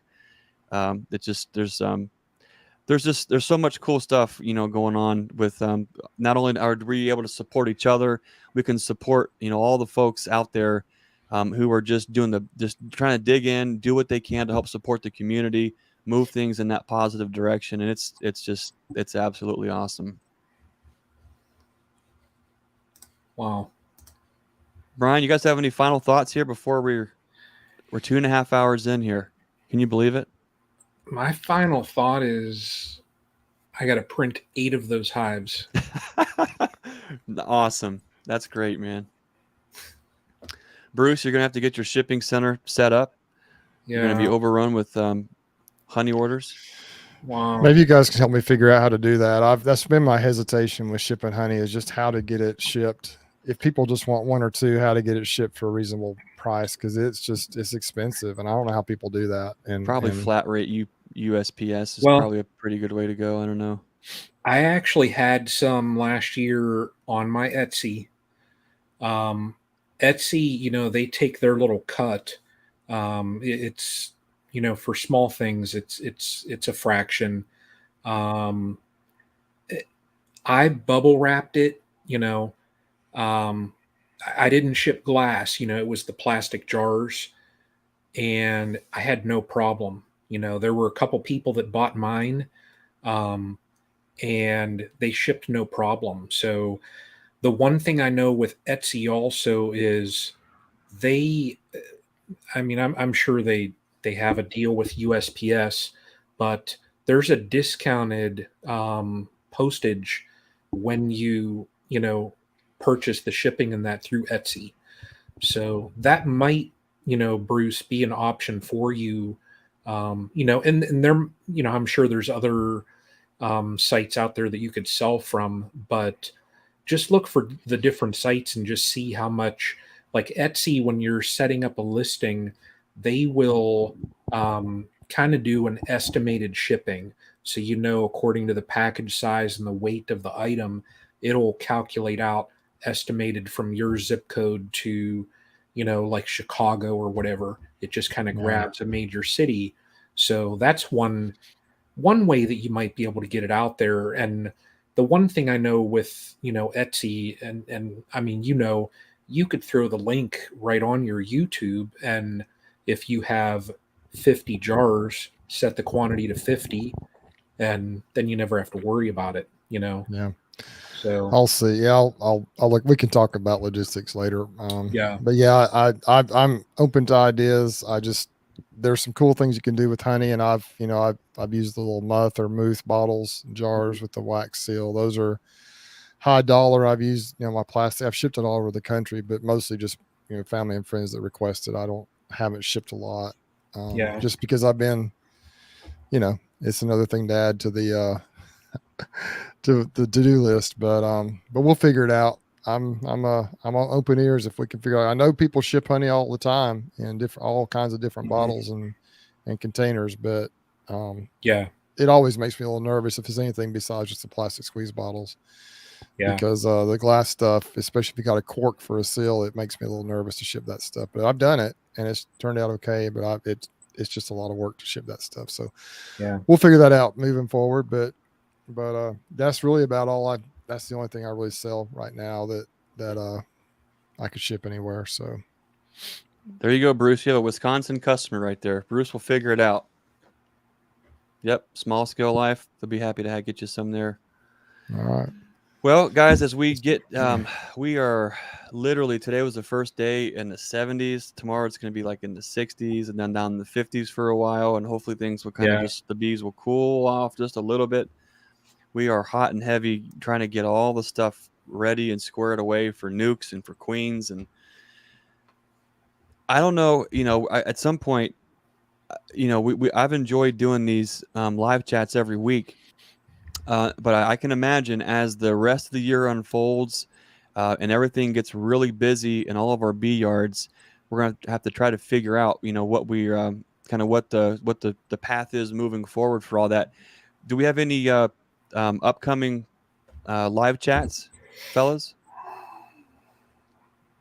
The next one would be next week on mine. I don't have anything scheduled. I actually, and since it's just the three of us here, nobody else is watching. I had kind of had an idea. We've been every week, having awesome guests.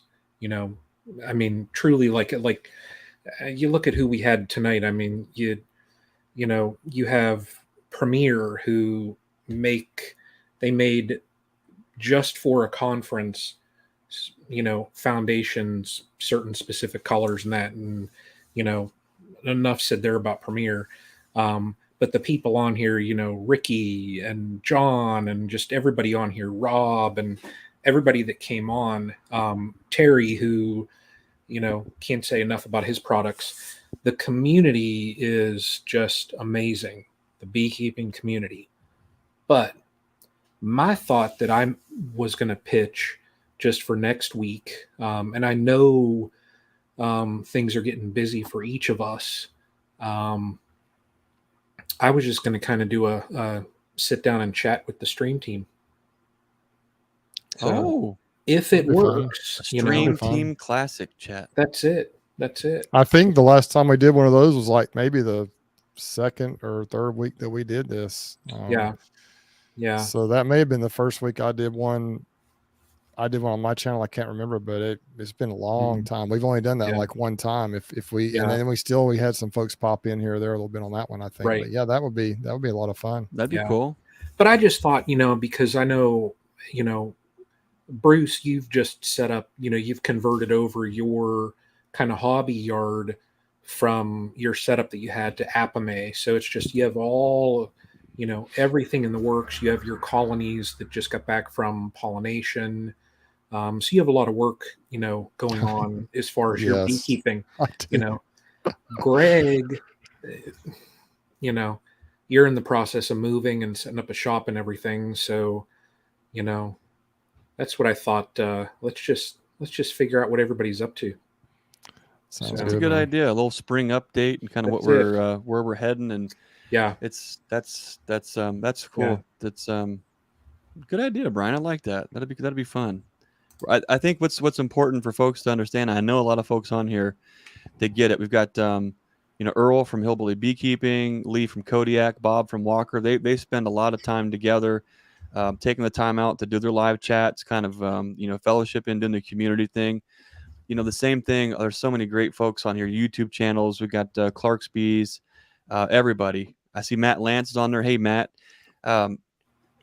These things are important to us. And these are the things that we try really, really hard to take time away from everything to kind of do.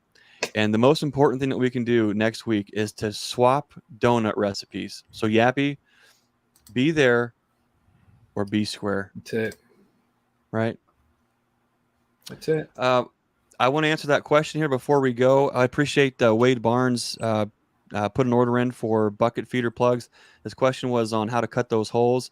If you're talking about the holes in the lid for the bucket feeders, I like to cut those holes the same diameter as the ones that's in the bucket. That way you can use the same plug to close off that lid. That's the same type of setup that we're doing in our hive kits, where the top lid itself has that hole cut in it. There's a couple of different ways you can go about it. None of them are right. None of them are wrong. You can use a true 50 millimeter hole saw. Be sure it's actually 50 millimeter. That works. You can use like an adjustable hole saw that you see on our website. That will cut wood. It'll do quite a few of them. Some of the plies, some of the adhesives are a little hard on those points. It might not last real long. What I personally prefer on cutting the wood hide lids at 50 millimeter, you just can't go on with a Forstner bit for me personally. So I love a 50 millimeter Forstner bit for the lids of the hives. Those work out really great. So Wade, I hope that helps. If that wasn't the answer you were looking for, shoot me an email at naturesimagefarm@gmail.com. You know how to get a hold of me. Find me, and we'll get you an answer tuned up. I'm going to thank all the folks that have taken time to hang out with us tonight to learn more about all these great folks that are really doing a lot of great work, supporting each other, supporting beekeeping. It makes a big difference when you have this kind of a crew to not only work with, to fellowship with, to be a part of the community. It makes a big difference. So I want to say thanks to everybody at Jeff Johnson at Premier, Terry Chapman at Guardian Bee Apparel. We've got Rickey Roark at Horizontal Bees. We've got John at HillCo, Rob at Lorobies. Brian, thanks for all the things that you do at the Castle Hives channel. Bruce at the Brucesbees YouTube channel. Really appreciate you guys and always taking time to do things like this. I think to push that beekeeping needle in a much more positive direction. So I appreciate you guys. Thanks for having us on. It's been fun. I just hate I got here late, but we had a good time watching some powder puff football tonight. So That's awesome. Those girls, I tell you, they get after it now. They don't mess around out there. I have one question though, Bruce. Did you have your like poms and are they called pom-poms and things they hold? I did not. And were you cheered and no? Oh. No, I didn't. That would have been a great picture though. If anyone could catch me doing that, that would be a crazy thing. That's what I was hoping for, is that, since you're late, I wanted to see this HD, like this Fred Dunn quality photo of Bruce with his pom-poms. Didn't have any. That's awesome. Next time. Yeah. Well, hey, awesome. Guys, thanks again for taking time. Everyone here on the comment section, we really appreciate you guys. If we didn't shout your name out or didn't read your comment, it wasn't intentional. There's so many blowing right past this year, but we appreciate you guys. We really do. Again, Bruce, Brian, all the folks that were on tonight, appreciate you. If you are still looking for Nucs or Queens, you can visit us at naturesimagefarm.com. If you're here local to Ohio, we have all kind of stuff. We've got Premier assembled frames with foundation. We've got Premier foundation. We have wax dipped boxes, wax dipped hive kits, Nucs, Queens. All of our queen lines this year are our breeder queens that we've raised from genetics that we've got from Bob Benny. It's a lot of New World Carniola Caucasian stock. They've been absolutely gorgeous for us, and we're looking forward to getting those genetics to a lot more folks too. If you're looking for bucket feeder plugs or buckets itself, or if you just want to, stop by and say hey at the YouTube channel at Nature's Image Farm, or you can find us on Facebook, Instagram, you name it. We really appreciate you guys. You guys make all of these things possible. We're a large family on a small family farm, just trying to do the best that we can and trying to grow out this business for our family. For us, that bees is the centerpiece. We can't do it without you guys. We really can't. And I just can't say thank you enough for all your guys' support. We have folks traveling all across the country to pick up bees and equipment. That really does mean a lot. There are a lot of great folks, just like you saw tonight. These are the kind of folks that you want to support. These guys are standing behind their product. They're there to answer the phone. They want your feedback. They want to see you do well. And I mean, it's just little things. I could go on and on and on. But just guys like Rickey Roark saying, hey, if you don't have the money for a horizontal hive, no problem. I'll shoot you I'll shoot you the how-to, and you can build one for yourself. These are the kind of people it's an absolute honor to surround ourselves with. I just could go on and on all night long, but I'm just full of gratitude and thankfulness for everybody. So once again, thank you everyone who watches, who's given them on the super chats, who's gotten stuff from Brian, who'll get stuff from Bruce. We really appreciate you guys. Be sure to check out. I won't do it tonight, but tomorrow I'm going to put all the links in for all of our vendors. You can go visit them directly at all their places. Go show them some love, some support. We appreciate you guys, and we're looking forward to seeing you on the next Stream Team chat, the Stream Team Classic chat. Is that what we're going to call it? What are we going to call it? I'll call it that. Okay. Now, Brian, you're the fancy tech guy, and I know you can play that beautiful ending footage, right? I was going to ask who's going to click it because we've been fighting. I'm going to let you be the clicker. You've done so good tonight. Thanks, Brian. All right. I'm going to do some clicking. We appreciate you guys. As always, be the lighthouse and be the change that you want to see in this world. We'll see you next time.